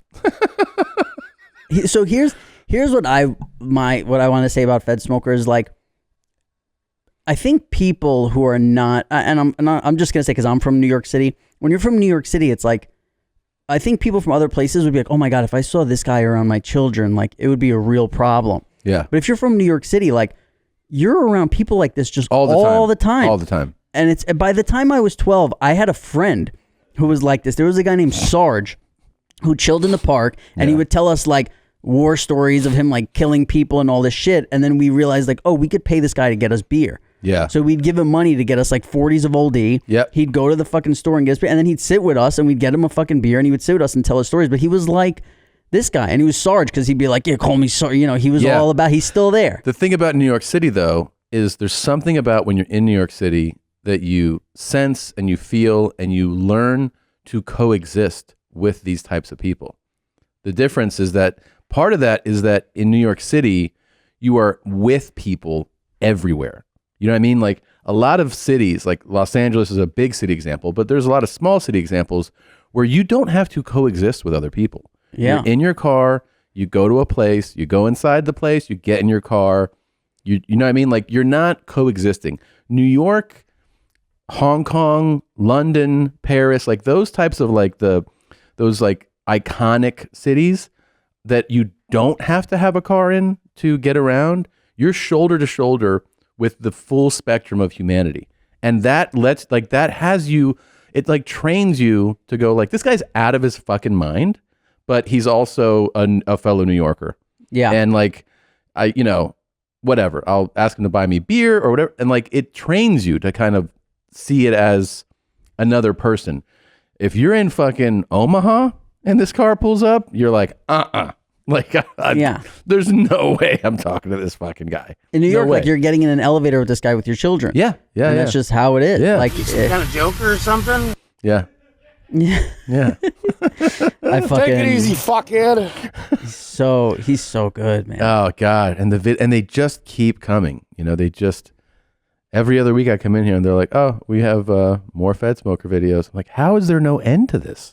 Yeah, there's no end to it. Drugs. And they're like, well, drugs and his 16 YouTube accounts. Yeah. Yeah. Which drugs? Drugs. Yeah. What is? Oh yeah, because we were talking about what is like your biggest Molly binge. So I did like I told this story on Joey Diaz, and like I want to thank you obviously, but like, you guys, Barstool Sports, and Joey Diaz is like responsible for all the fans of our podcast. No, you have a great pod. I had the best time on your podcast. For people that don't know, if you're watching this, I did it recently, an episode of Pajama Pants. It was a really good time. Thanks, man. Yeah, Christina P's done it. She's done it, yeah. So just thanks so much. But on Joey Diaz, I told this story. So like, it's been over 8 years since I've had a drink or done Molly or whatever. But basically, when I started drinking and partying and shit when I was like 12, and then by the time I was 22, I was doing so much coke that I was like, I need to stop drinking, because like when I would drink, I'd always be like, I'm not doing coke, and then you get drunk and you're like, all right, where's the coke? Or like whatever. So I stopped doing coke. I stopped drinking at 22 to be like, I'm not doing coke anymore. So I stopped drinking for 9 months, and when I started drinking again, I was like, okay, I'm gonna drink again. If I ever do coke again, I'm never having another drink. Like, that's it, I'm done. And so then like a couple months later, I found Molly, and I was like, well, this isn't coke. Yeah. So I just started fucking doing Molly like nonstop. And I was partying so hard that I went to Vegas for 2 weeks, and I came back like 18 months later with just like a suit. Like I went to Vegas with a suitcase, and like 18 months later came back like, huh? Like where? Wow. Yeah. Like I was all in. So like, that's a place to go all in too. Yeah. And that's the thing. It's like, I left New York City, like the city that doesn't sleep, because I was like, oh, this isn't enough. Like, you guys don't party hard enough. Like it's not, because I wasn't working. I didn't have a job. And I had been working since I was 6 years old doing acting. And once I had time off from like Sopranos was done, I was like, fuck it, let's party. Like, can I ask you this before you get to the story? When you're in that 18-month period in Vegas, do you get calls from like an accountant or business manager that's like, hey man, like you're only spending? You're not earning? What happened was, it was like right after Sopranos, so I was all right. But what happened was, I went to Vegas to play in the World Series of Poker, and when I went for the 2 weeks, I ended up getting. So they have like the main event, and there were, I don't know, make it up, 6,000 people or something. But I remember I got like 275th place, and that paid over $40,000. So I took that $40,000 and I put it in an account, and I was like, yo, I'm in my early 20s, I'm single. I'm just going to get a place in Vegas. I'll pay the rent like from this fucking money. And when it's gone, I'll leave. Like, so it's like, it never happened. And next thing I know, it's like 18 months later. 18 months. And I was doing so much Molly. Like it was. How does it affect you? Because I only remember. It's ecstasy. Yeah, I know. But I only did it like once or twice, and it was over 20 years ago. I just like, it's more like I don't have the memory. Of the, so like as someone who did it like full body, best you've ever felt, everything's amazing, you don't have any like bad thoughts in your head ever, no negative thoughts, you don't even understand why anybody would. Dude, that's so great. Yeah, right. But then you get to the point where like you go on these like 3-day fucking benders, and then you're waking up and you're like throwing up black for 2 days, and like you can't eat, and you don't want to talk to anybody, and you're just fucking super depressed and this. So it's, it's not all fun. Yeah. But, so the last time, even like when I first started with drugs, I would take a lot. So even when I first started doing Molly, I was like, 3 or 5 or whatever. So cut to when I'm 28. So I had probably been doing it for like a good 5 years. And I did it before too, when I was younger, like ecstasy and this, but I was really like, it was a habit, like a Molly habit. And, would coming off be really strong? Yeah, that's when you're like really depressed. Yeah. And but that's the thing, right? I wouldn't let myself come off while I was awake. Yeah. So then you just wake up, you sleep for whatever, 8 to 16 hours, however long you could sleep for. Shit. And then you wake up and you feel like shit. You can't eat. You hate, you don't want to talk to anyone. You don't want to see anyone. Like everything is just depressing. So that's when I would take Percocets, because I'm like, I'm literally in pain. Yeah. And I would just be like, oh, well, I take these Percocets and then I feel better. So the last time I did Molly or drank, it was my 28th birthday, and I was with a bunch of friends. So what happened was I show up to my friend's place, and we're going to a concert, and I'm going to take 5 Molly. So whatever, it's Friday at like 6 o'clock. I take 5 Molly. Now it's time to leave for the concert at whatever time, make it up at Friday at 10 o'clock. I take 5 more, and I'm like, I'm going to be fucking rolling my balls off for this concert. Like, I want to be on the moon. Holy shit. Yeah. So now what I do is I would always have a ginger ale bottle with me full of tequila. So I take the ginger ale bottle with the tequila, like, you know, not maybe like 4 shots of tequila or something, maybe a little more. And I crack 5 Molly in there. And I'm like, I could sip on this during the concert if it starts to go down, like my high starts to go down, or if we're somewhere after or whatever. So you're just fucking beaming right now, right? Oh, I'm on the, and it's my birthday, so like my friends are there to see me, and they walk in, they're hugging you, and they're like, "Oh, this is your you couldn't be like, you know, it's everything's amazing." So we're walking to Madison Square Garden, and we get to the front where like the security is. And I could not be in a better place. And I hear like, and by the way, like I'm not worried at all about people recognizing me because I look like I have like a scarf, sunglasses, like I'm all, you know, like I'm a maniac. And somebody goes, some like security or like cop even was like, "Hey," and like to me. And I was like, and your heart drops. And I'm like, oh fuck, this is it. Like, cause you know, you're thinking all crazy shit. But in that split second, I'm like, oh, it's all over. Like I'm busted or whatever. Yeah. And the guy goes, "You can't bring that in." And he points at the ginger ale with the fucking Molly on it, in it. So I was like, okay. And I was so relieved that I just fucking shot it back. So now I'm on 15 Molly and I'm in Madison Square Garden and I'm thanking people for coming to my birthday.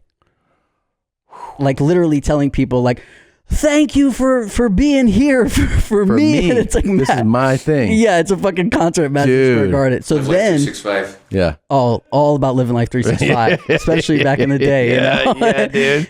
And I ended up taking about 35 Molly because I stayed up until like that Sunday or Monday or whatever. And you know, it sounds like a lot, but it's really not because it was only like one every like 2 hours to get myself back.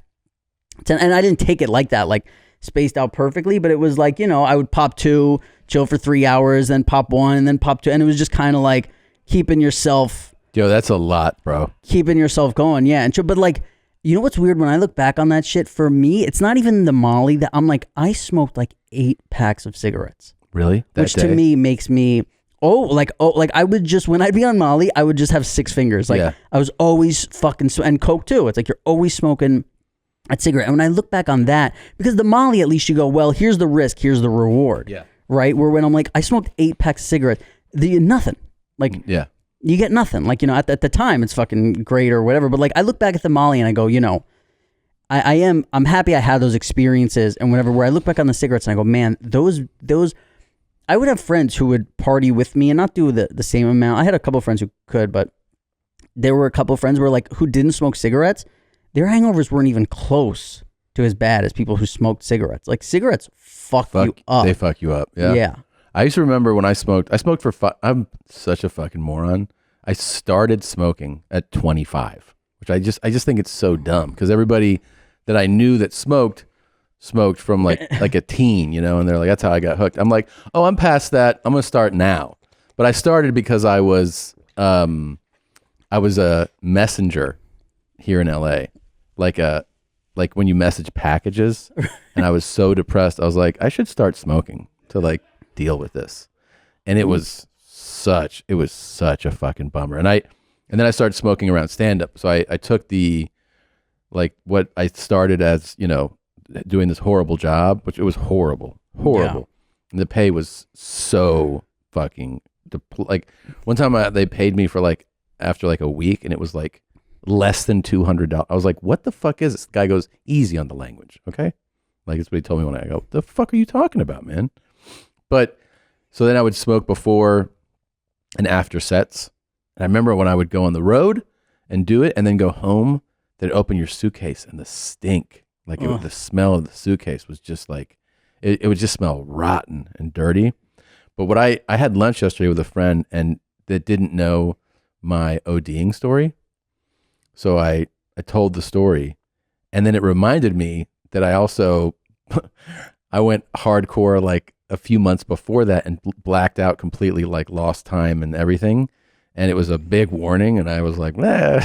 So, and I did it going to a concert too. I went to a Clint Black concert, a country singer, because the girl I was dating liked country, and her family, friends liked, so we went down.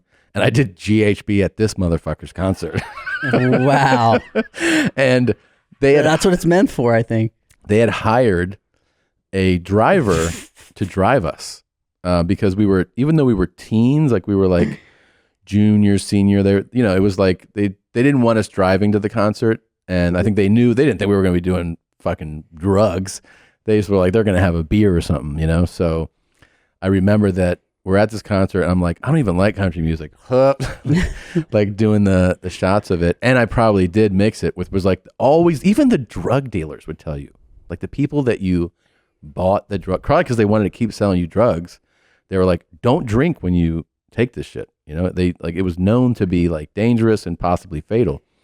And I still would be like, yeah, I can have a little bit. And so I went to this concert. I may have sneaked the GHB, which is like, you know, why it's an issue. Yeah, there was 2 other times that I blacked out horribly. So that was one time before I OD'd, I'm saying. One time was at the concert, and what happened was when we got in they had hired like somebody to drive us in like a Sprinter van or something, you know? So I got in it to go back, and when I just woke up and we were back. And I remember my girlfriend being like, yo, like you were out. That was weird. And I was like, how long has it been? It had been like a couple hours, you know? And I completely like blacked, and I hadn't drank a lot. I had just combined the two. Yeah. And then another time was bad. Another time I took a girl to a hotel. What'd you do, bud? And I was like, hey, you're about 120, right? And yeah, because it was great. It was great sexual drug. Yeah. You know, it was like a full, like you're describing Molly. I mean, GHB was like that full body high. And like when you would come, your fucking eyeballs would come out of your asshole. Like it was just fucking insanely like intense. And we both did it, and we both blacked out and lost like a few hours. And I was like, that was a risky one. And we both were like, what time is it? What day is it? Like, that was scary. I could tell Christina's never heard this story because she looks shocked. She does.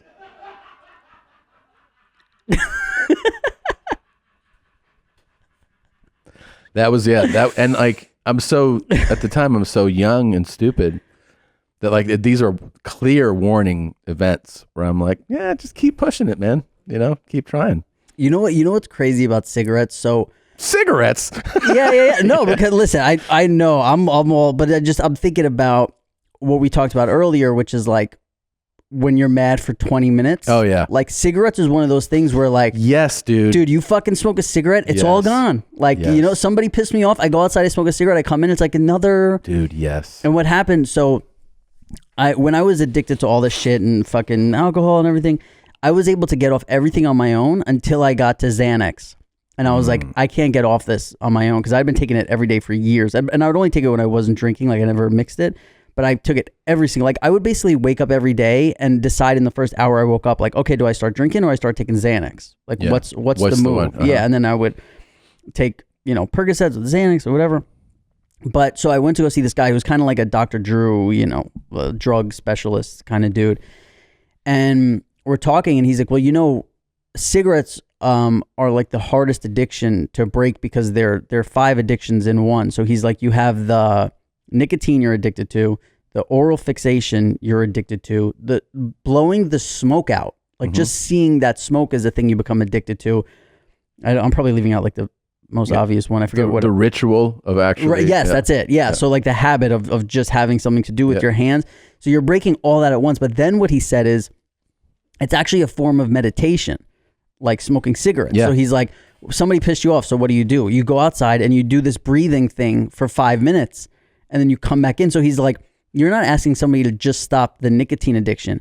They've been meditating 20 times a day for, years. And all of a sudden. I've never thought of it like this. Yeah. And they're just like, oh, now you have to stop that. Like you don't even know what it is that's pulling you back to the cigarettes, but it's all that shit. And the other thing why cigarettes are the most hardest thing is because like I've never walked down the street and there's just dudes popping fucking pills on the street like everywhere, where like you could just walk down the street, you're smelling cigarettes, you're seeing people smoke. When you're driving, you see smoke coming out of people's cars and you're like, fuck, man. Like that constant reminder, dude, cigarettes, like Ozzy did every drug ever and he's like, nothing is as hard to quit as cigarettes. Wow. Yeah.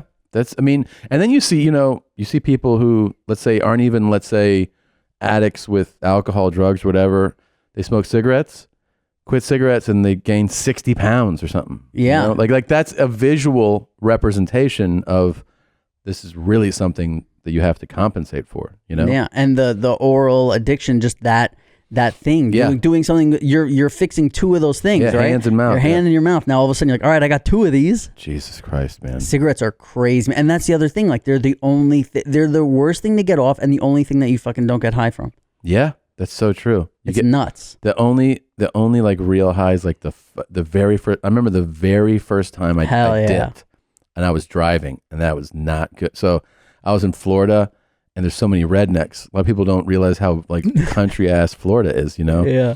And like all these guys that I'm friends with and grew up there, they're like, "You dip?" How they're dipping? I'm like, "No." And they're like, "Oh man, it's the best," you know? You just kind of start seeing it everywhere.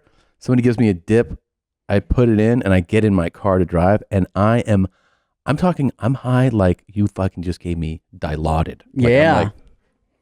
Like my vision, everything. I'm like, "Oh." And then in my mind, I go, is this what dipping's like I don't realize it's that first time, but I start thinking like, is this what dipping's going to be like every time? Because I'm fucking in. Like, this is amazing. And it's so gnarly, you know, having a spit cup everywhere, and then you fucking drink out of your spit cup on accident. It's fucking disgusting. It's so gross.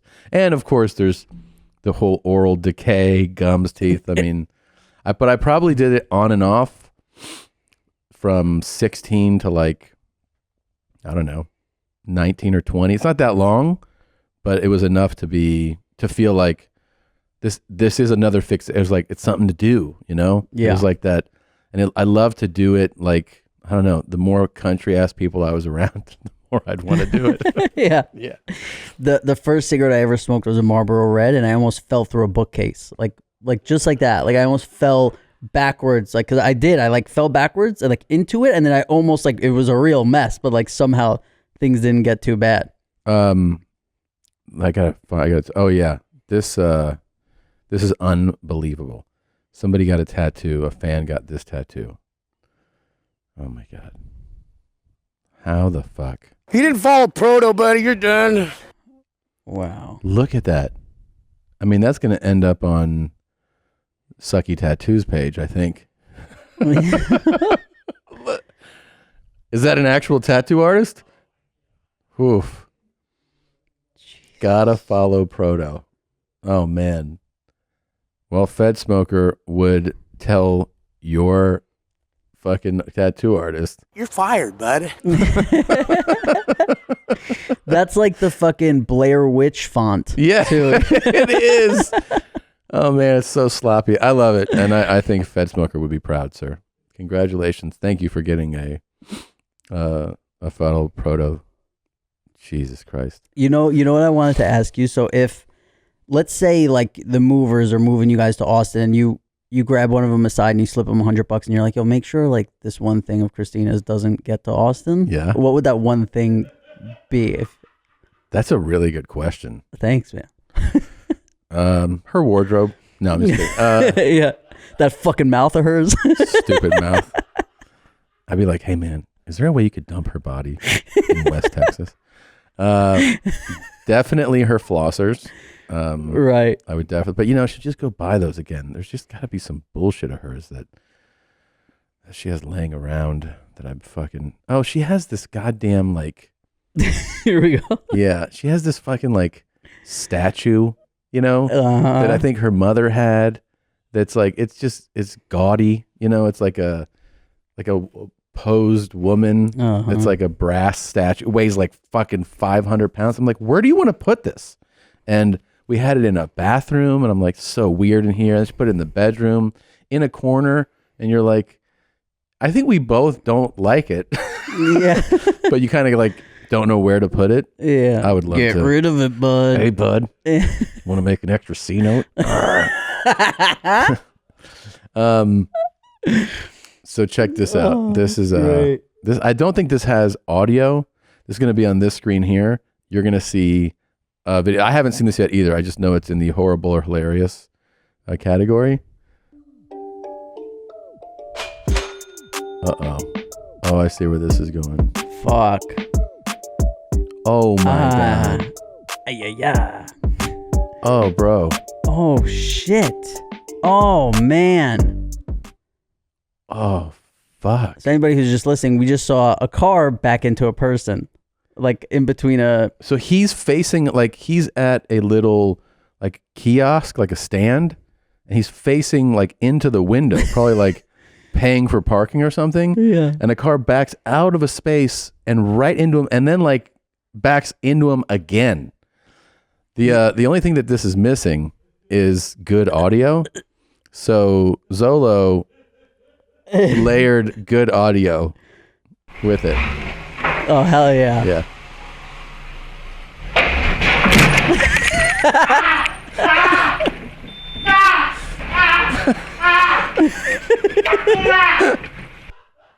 You know what this looks exactly like it's gonna be? Like it's gonna be one of these new like Kia commercials that lets you know, like, hey, if someone's there, your car will tell you. Your car will tell you. But this is just like, nah. She like slammed him twice. Yeah. I'm saying she because we know who drives like that. And by the way, like what just hit me was if that person wasn't there, she's hitting the car or that stand. Oh, she's crushing it. Yeah. She's going to destroy that thing. Yeah. The person is completely checked out. Good thing that person protected that stand. Yeah. So definitely hilarious. Very hilarious video. Yeah, that's a good one. That's a very good one. Oh man. And then I saw this, somebody sent me this. They linked me this and I think I sent it to you guys. It's just, it's so ridiculous. Oh, I'm disrespectful towards him if he disrespectful towards me because I'm not that bitch that need $40. Yup, I got my own job. Yup, I got my own car. Yup, I pay my own bills. Yup, I'm that bitch. So what do I need you for? Not a damn thing. Now go on somewhere with all that. And that's on who? That's on Mary Had a Little Lamb. What? I don't know. Like they call me Daddy Long Leg Eyes. Yeah, I think. That's on Mary Had a Little Lamb. Got you. Yeah, that's on God. That is on God. She, I don't know. I think you're very pretty. I would just dial it down a notch. Yeah, she needs a cigarette. Cigarette and a little GHB. Yeah, you'll be fine. You ever dip, babe? That's on Mary Had a Little Lamb. I don't fucking know what you're talking about. Fuck. You know what would be so great if you could get like, you know how they have like those Instagram lives where two people fucking talk back and forth? If you could get like her to talk to like ay, you know? Oh my God. Like just mixing up the fucking characters on Instagram lives would be fucking Unkshine. Oh, I'm like, trying to get together with him. He's like, oh, let me eat you, God. Yeah. Y'all know what's a banana split? I won't make you cry, God. Oh, he would lose his mind with her. I fucking he reminds me of my grandpa. He does? Yeah. Jesus. Did the way he like his whole vibe, like not so much the stuff, some of the stuff he says, but he just reminds me of my grandpa. That is quite a grandpa. Yeah. Oh, my grandpa was nuts, man.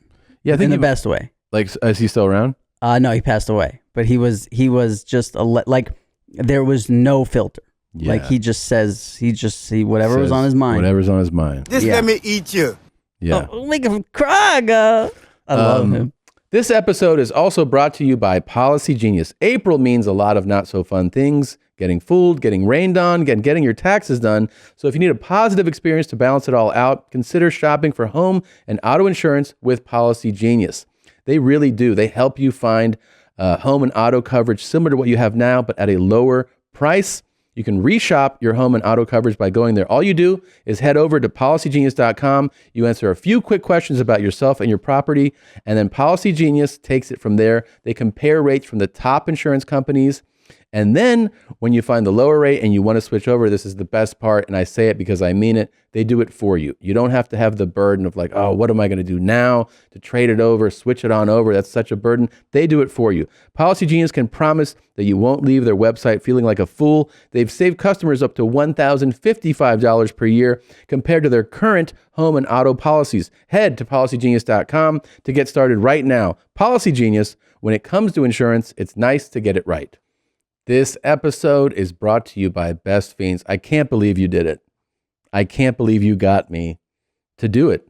And you did. This lovely lady sitting next to me has been into Best Fiends for a while, and I've seen her. I've seen the glow on her face. I've heard her talk about it, and you got me. You did it. You got me into it. So now I'm playing Best Fiends, and yes, it is a thrill. You know why? Because I like to compete, and I want to beat her, and I want to be better than she is at Best Fiends. And I love the feeling of beating a level, and so I'm in. I'm just in, all right? Best Fiends has thousands of levels plus new content added all the time, so you never run out of entertainment. You don't have to be a hardcore gamer to love this casual game. It's made for adults, but fun for all. Unless you hate fun, in which case it's probably not for you. So download Best Fiends free today on the Apple App Store or Google Play. That's friends without the R, Best Fiends. Tell me if you think this is horrible or hilarious. This was at the Mountain of Hell race in 2019 in the French Alps. Ooh,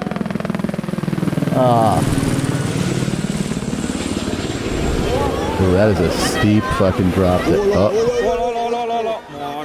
Oh yeah. Oh no.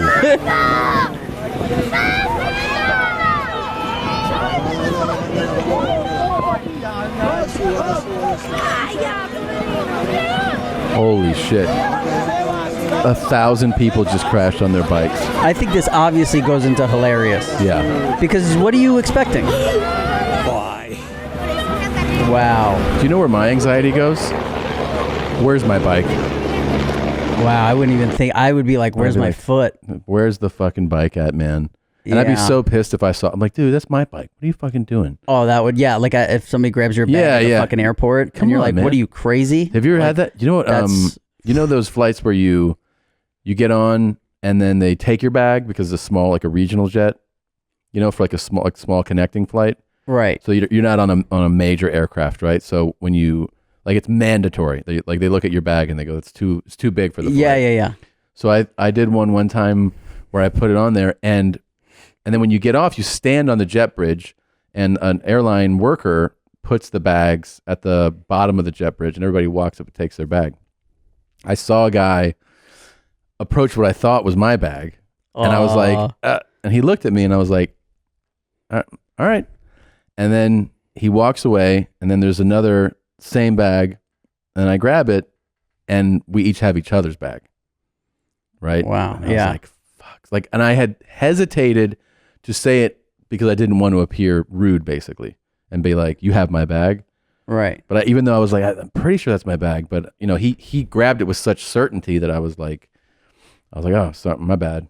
And then I see it, and I was like, "I don't think this is mine." I opened his bag, and I was like, "This is not my bag." Fuck. I thought you were gonna say, those flights you get on, and then you realize, oh, I haven't taken my dating profile picture, and then you have to, and then you have to sit there and take it and then post it, and people are fucking on. Take a picture and go like, you know what I could teach you, and then that's it. Yeah, that's my fucking bio. How'd you get your bag back?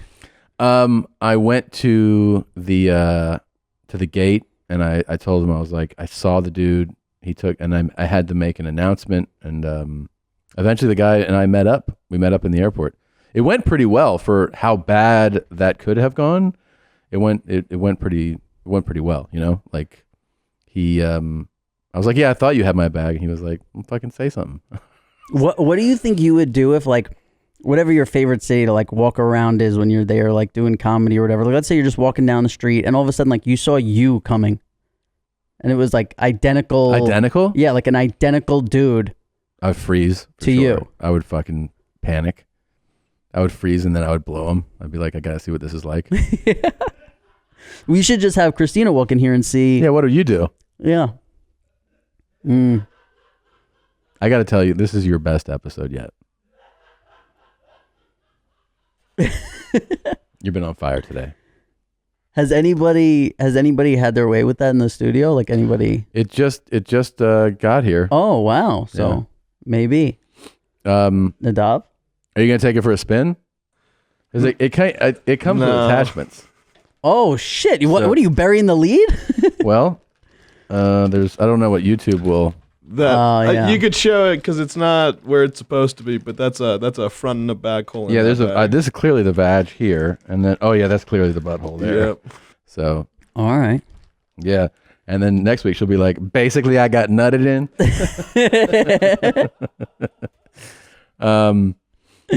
This was also. Oh, you're well aware of Norm Summerton, right? Yeah. And for people that don't know, Hello. Today we're going to make French Canadian poutine. Oh.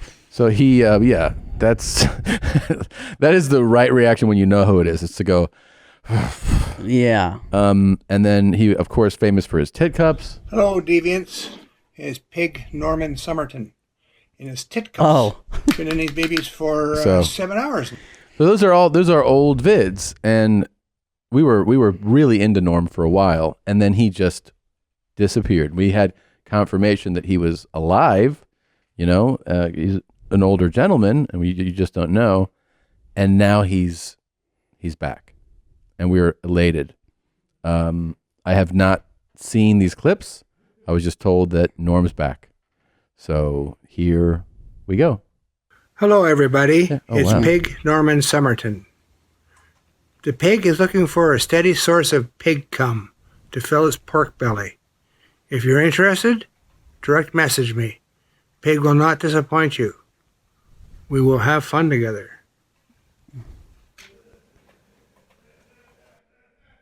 Oh, hey, you didn't know big titted animal.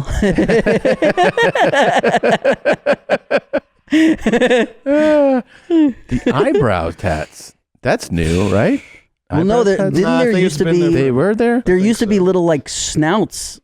Oh, like Remember? clovers, and then he filled them out, I guess. Filling them out is a real. Yeah, now he's gone crazy. Well, when you need cum, it can really fuck with you. He will not disappoint. Good Lord. Jesus. Yes, that pig mouth waits for you. Oh. Your cock stuffed deep down my snout. Jesus. Hey, you know what? There's somebody watching this who's excited, and that's why they say there's a lid for every pot. There you go. You know what? You just found your dating profile bio. Yeah. That's what you should actually. Looking for my lid. Yeah, looking for my lid. Mm-hmm. And that's it. Yeah. Don't explain it. Don't even put out the whole fucking sentence. I'm looking Right. for my lid. That's Yeah. it. Oh man. This came in here, and this is, I don't know, this was enjoyable. This is me after 4 mimosas. This is me after 8 mimosas. This is me after 2 mimosas. This is me after, I think, 6 mimosas. This is me after 7 mimosas. This is me after 2 flights of mimosas. This is me after all the flights of mimosas. Don't talk. I'm videoing. Oh shit, she's getting on his shoulders. Oh man. Enjoy it while it lasts. Mommy. Oh. That's too many mimosas. Woo. Oh fuck. Fuck, she lost 2. And this is me ready to be on a YMH video. She looks like fucking half of the people on here now. I know.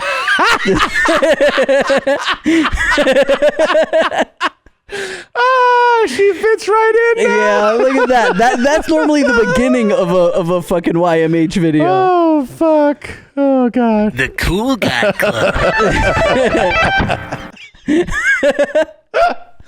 Oh wow. That was really great, man. God damn. That's so great. That is so fucking great. Oh man. we this morning when we got here, we were talking about, and I actually had this conversation yesterday also, about how what people choose to share on social media. Yeah. It's like, it's gotten to the point, especially when you know people.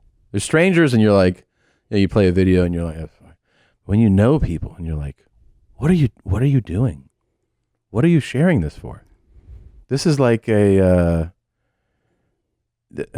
what is that for? Who is that? Is that? That's the file name of the thing that Christina sent for earlier. But what is it? What is it in relation to? In relation to Rob, I think. Oh, that's a lid for every pot. Oh, this is a whole different thing that Christina wanted me to talk about. This was a Pajitski effect. Oh. This was totally This different. is totally what you were saying. Right, yeah. So everybody knows what Pajitski effect is. And yeah. So mine, it's funny because like you talk about Pajitski effects and you don't realize like while you're talking about them, you have them going on and you don't know they're weird. Yeah. So I moved into my apartment right before Corona. And I got like a fucking set of pots or whatever. And this is the pot that I make rice in. And during Corona, like I made rice 5 days a week, you know, like I was cooking, and now I still am. Like I'm always cooking all my own food or whatever.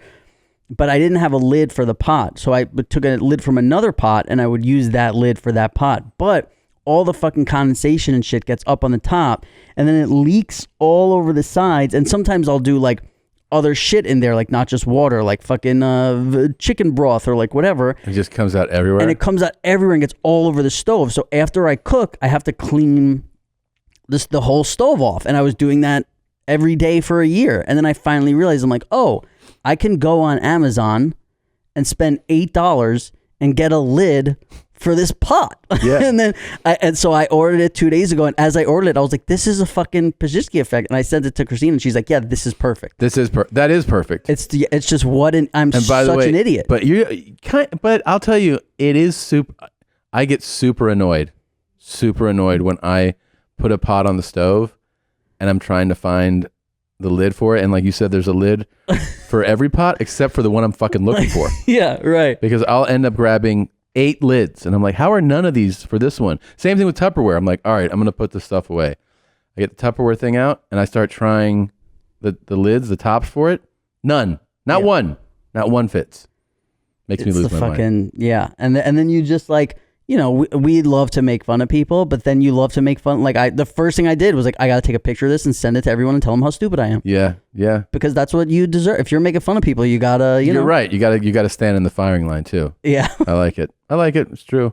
Before I forget, I also just did an appearance on Rogan on JRE. I was the first guest in his new studio. So it was very cool. A really cool setup. I always have a good time with Joe. I think we did close to 4 hours, which is like cash for Joe. Yeah. Fucking 4 or 5 days a week he does that. He's I don't know, more energy and capacity to talk than anybody I know. But speaking of Joe, we also were talking about like how we diet, you know, how we eat. And like for me right now, where I'm like trying to take really good care of myself, I can't do it without like structure. I have to have structure. If I try to like, I remember for years people were like, just eat healthy. And then like every once in a while, fuck off or something. I'm like, okay. And I would try to do that. And I can't. I have to like know what to eat at 8, 11, you know, 1:30, 3:30 and 6. Otherwise I just fucking fall apart, man. Yeah. I can't do it. Like right now, this is a shake, you know? And I make it and I go like, if I don't bring this, I'll fuck around and eat something shitty. Yeah. I can't do it any other way. I'm on the 1 meal a day train. You're super lean, man. Yeah. Well, I mean, I was fat when Sopranos started. I was 12 years old. I was like 200-pound piece of shit. Like I was like, you know, I was real fucking fat. 200 at 12? Yeah. I remember when I went to the doctor and I think it was like 198 on the card. Like they had a thing and it's like you try like height, weight, and they make sure you're going on like the right path or whatever. Yeah.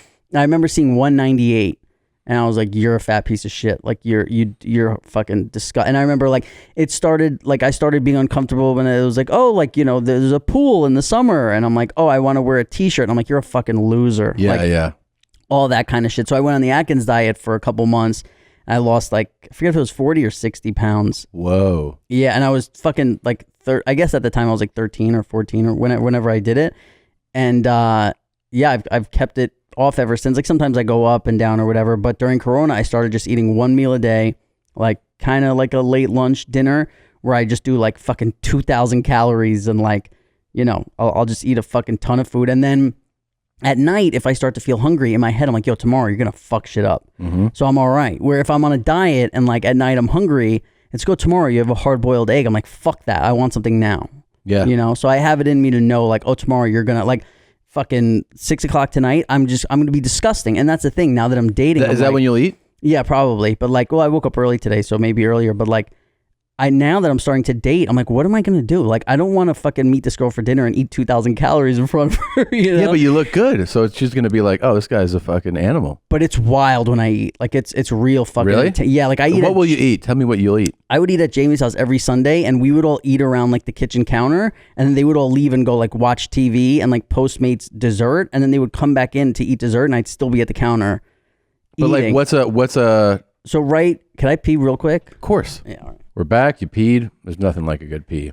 And then every morning, part of the like whole diet shit, when I wake up, I drink like 60 to 100 ounces of water. Yeah, that much? Every day, yeah. I've been doing, my agent got me on to doing this, and he explained it in a way that made a lot of sense to me. He's like, when you wake up, like, he asked me first, like, what do you do? And I was like, pee, brush my teeth, and blah, blah, blah. And he goes, if you were to go to work, like a regular job, and from whatever, 9 to 5, you didn't drink anything, how would you think you would feel at the end of it? And I was like, what? I mean, you'd be like dehydrated. And he's like, yeah, and that's what you're doing. Like when you wake up, you just consumed nothing for 8 hours or whatever. And so your body needs it, And so he was like, oh, I think he said he tried to drink like 16 to 20 some ounces, like just out of the gate. And I was like, oh, that's a good one. I like that. It's flushing your system. And then you also have the whole thing of like putting something in you, but you're putting water into yourself. So I try to wake up now and like do 20, 30 ounces of water, but you do 60 to 100. Yeah. But that's almost a gallon, bro. It's also like, it's kind of easy for like, I'm not like forcing water down. Like the first 30 ounces is like nothing. Like I'm like, well, I needed that. Yes, you do need it. You do need it. After that, it's just kind of like, all right, well, also like I don't drink coffee and I like to shit when I wake up. Mm-hmm. So it's like, it helps get things kind of going. Yeah. Yeah. I can do 60 ounces in like the first couple hours of being awake though. Yeah. Oh, that's what I mean. Yeah. Okay. I mean, like probably, like my first like 32 ounce bottle or whatever goes fucking fast. Like that's, within 15 minutes. It's a good way to start the day. I really, really like doing it. Yeah, it's fucking great. It's just good. And it's good to like, I forget who it was. I think maybe like Jordan Peterson on Rogan or something was like, got me into like making my bed when I wake up. Oh yeah. And I had never done it until I was like 30, not once, like ever made my bed. I still haven't. Yeah. And then at 30, I started doing it and I haven't missed a single day now. Wow. And it feels good. Yeah. It's just a good thing of like, I wake up, you drink. So then like, it's kind of like going to the gym and then like later in the night you eat like shit and you're like, yeah, but I went to the gym. Like, so it's like every time you kind of walk by, like if shit sucks, like you walk by your bed and you're like, oh yeah, well, like when I woke up and everything was fine, like it kind of brings you back to that place of like, okay, yeah, I'm everything's all right, Yeah, yeah. It's a good, like, the gym thing definitely is a mood setter, like makes you feel like, I've been going now pretty much like 6 days a week working out, It's and the best. Combination of like cardio is on all 6 days. And then I have some, like, I don't have any restrictions, but I just have, there's days where either the knee or arm will bother me more. So I'll do more lifting with the other, limb. Right. But, and I still can't go heavy, which I miss. I miss like trying to lift heavy weight because it just feels good and I can't. So I end up doing a lot more like body weight stuff or just lighter weight, high rep stuff. Do you feel any PTSD from your accident, like loud noises or you see somebody fall? Like, no, I still laugh when people get hurt. What about if you had to like step off a curb or like? Oh no, what the PTSD? I'll tell you, that's a good one. I look at floors way differently. Like if I'm going to walk into like a new setting, I'll check out the floor because sometimes you'll notice wet spots. I had a fucking near panic of so when I get home, I usually I take off my shoes, right, and I walk around in socks at home. But we have hardwood floors, and oh my god, dude, you don't think about it normally. Sometimes there's like a little slippery floor or whatever, but when you're like not totally stable and you feel that slip, whew. So now I either wear shoes, which I don't prefer, or I take my socks off because you don't slide barefoot on hardwood usually, So that's totally new to me. Yeah, no. Hospital socks, nah, it's not going to work, man. I have my own flip-flops that I walk around Really? my apartment in, just because Yeah, it's terrified. I mean, there's a spot too in our closet that's hardwood, where it's like, for whatever reason, it's like extra, like slippery. Doesn't like she's like Christina's been there. Remember? Was it? Because she was talking about, I don't know why she's not saying anything now, but she was talking about how it was slippery to her too. Do you think maybe she's making it slippery on purpose, hoping you Get hurt again? Is that what you're doing? That's fucking evil. Jesus Christ. Just tired of being my suck puppet. But she so I look at floors and stuff. I do have a thing where if I talk about it enough, like if I get into the emotions of being there, I'll get emotional. Right. Of being in recovery and stuff, not of getting hurt. Yeah. It's a weird thing where it's like you go like, man, are you like affected by getting hurt? Like by the injury? I'm like, no. I can just talk about it. I can talk about it for hours and fine. If you talk to me about the emotions of being in recovery, for whatever reason, that would make me emotional. Well, I think you might have said it too, but it's also like, it's how like all those people coming together like to help you. Yeah. Right. And, That like, shit affects me. Yeah. That shit affects me. The only time I really cry, like, is death. Obviously, is fucks me up. But one of the things that makes me get emotional is like, if I, as an actor, sometimes you go see I don't even like calling myself an actor, but you go see somebody who you love perform. Like, Jamie Lynn did like Broadway, a whole bunch of stuff, and when they come out at the end and everyone stands up and claps for them, it gets me. Yes. Like I see them on stage and everyone's clapping again. And I'm sure, of course, as like stand up and when people are like standing ovation and people are screaming. I get emotional at those. I get that hits me. Like I'm like, but I've been on stage before. Yeah. Like where, at the Emmys, they had us on stage, or like at the premieres, they always had us on, and we would like just standing ovation. I feel nothing. I've gotten definitely not every time, but in some shows, big theater shows, you just have a rock and roll show. And you get an immediate. Sometimes there's standing ovations that go like this section, then that section, then that section. There's shows where you say thank you, good night, and 3,000 people pop up, and it's a rush. But I don't feel teary eyed in the least. If I see a standing ovation for somebody and that person receiving the standing ovation is emotional, I get emotional watching them. Right. Yeah. But I don't get emotional. Like I'll be like, damn, like that feels amazing. And I'll walk off like, holy shit, how crazy was that? But it doesn't bring tears to my eyes. Right. Yeah. Yeah. I don't know. It's fucking, it's weird. Like why? I don't know. The whole thing is just fucking, I can't wait to go to fucking, I'm probably going to move to Austin, but like to see you and Christina do stand up, I can't fucking wait, dude. It's so fun. I forgot. I've not totally forgot, but just doing stand up more the last couple months, it really is. It's like a somebody who goes like, I used to run marathons and I took a year off of running. Right. And like now you go like, I went on a run this week and you're like, you're like, I fucking forgot. It's like my favorite thing in the world. It's what makes me feel balanced and right in the world. I mean, I'm fucking doing it in 2 languages and it's so like, that's like, I feel like I'm doing that almost because I love it so much, Do you feel like you have like any sort of like different outlook now at everything that's happened, like the world, your injury, this, when you go back, or is it the same? I've said this before, but I'm definitely like, I'm way more outgoing and way more social. And I, Chris DiStefano, who's a really great comic, really funny guy. Yeah. He used to be a physical therapist. Oh, really? And yeah, he that's right. unprompted asked me these things. He's like, are you feeling like this? Do you feel like your personality's like that? Like all these things. And I was like, yeah. He goes, yeah, totally normal. I'm like, what?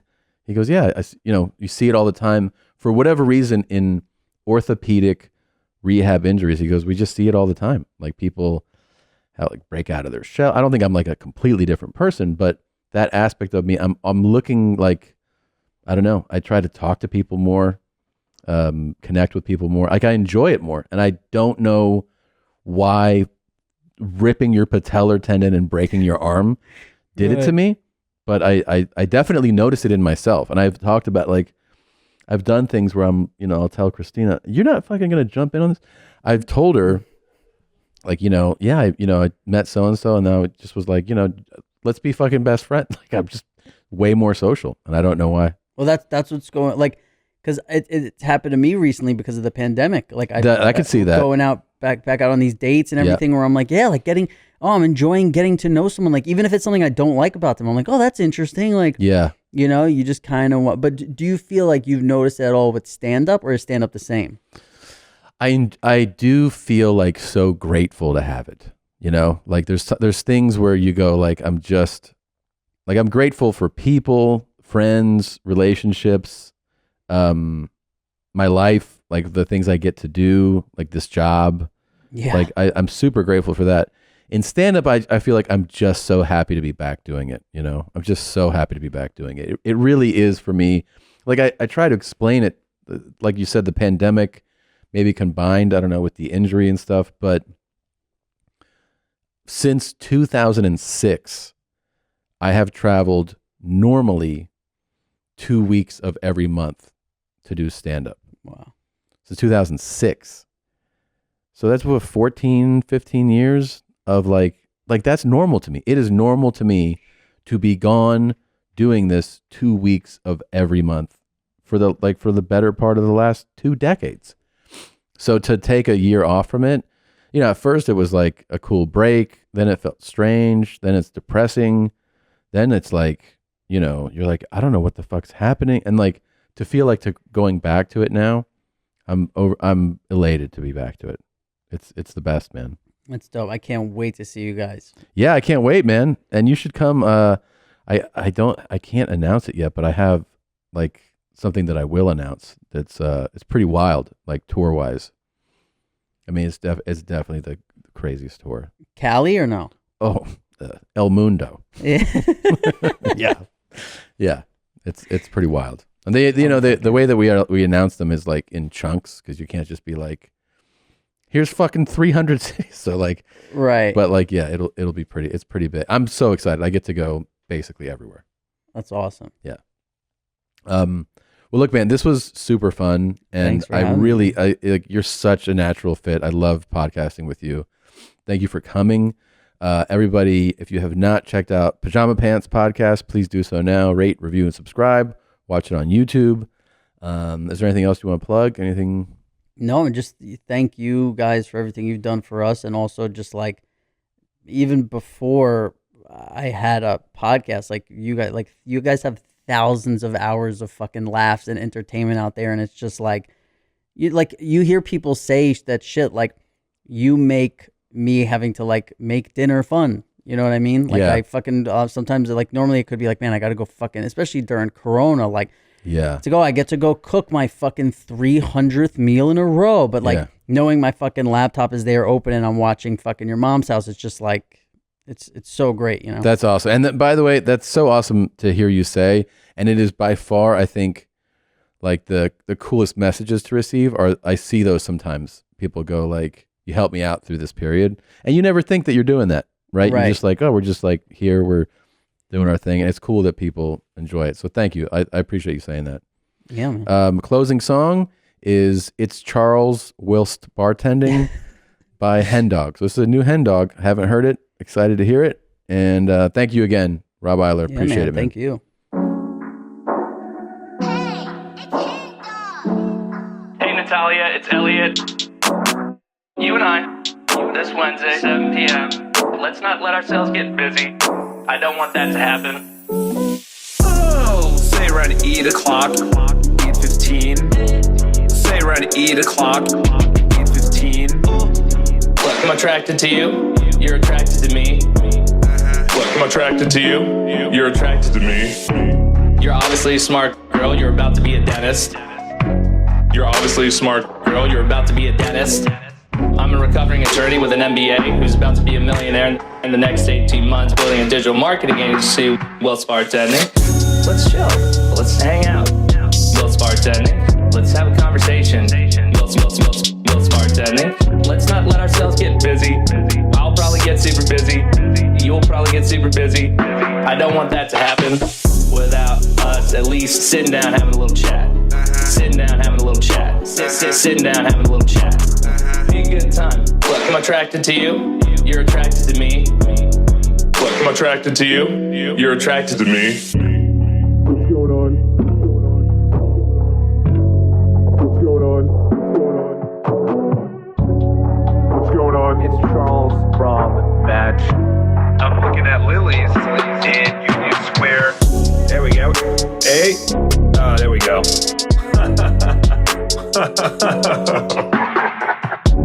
It's got this really cool view. Should be cool. Oh, say around 8 o'clock, 8:15. Say around 8 o'clock, 8:15. Look, I'm attracted to you. You're attracted to me.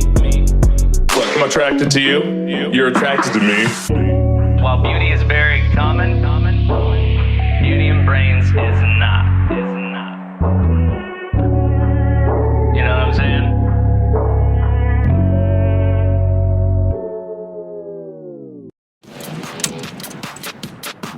Hi, thank you for watching that episode of Your Mom's House. Please continue to watch more. You can see all these where my hand's gesturing. You can click on those. And please subscribe if you have not yet. And subscribe button, and then we'll get your money. Thanks.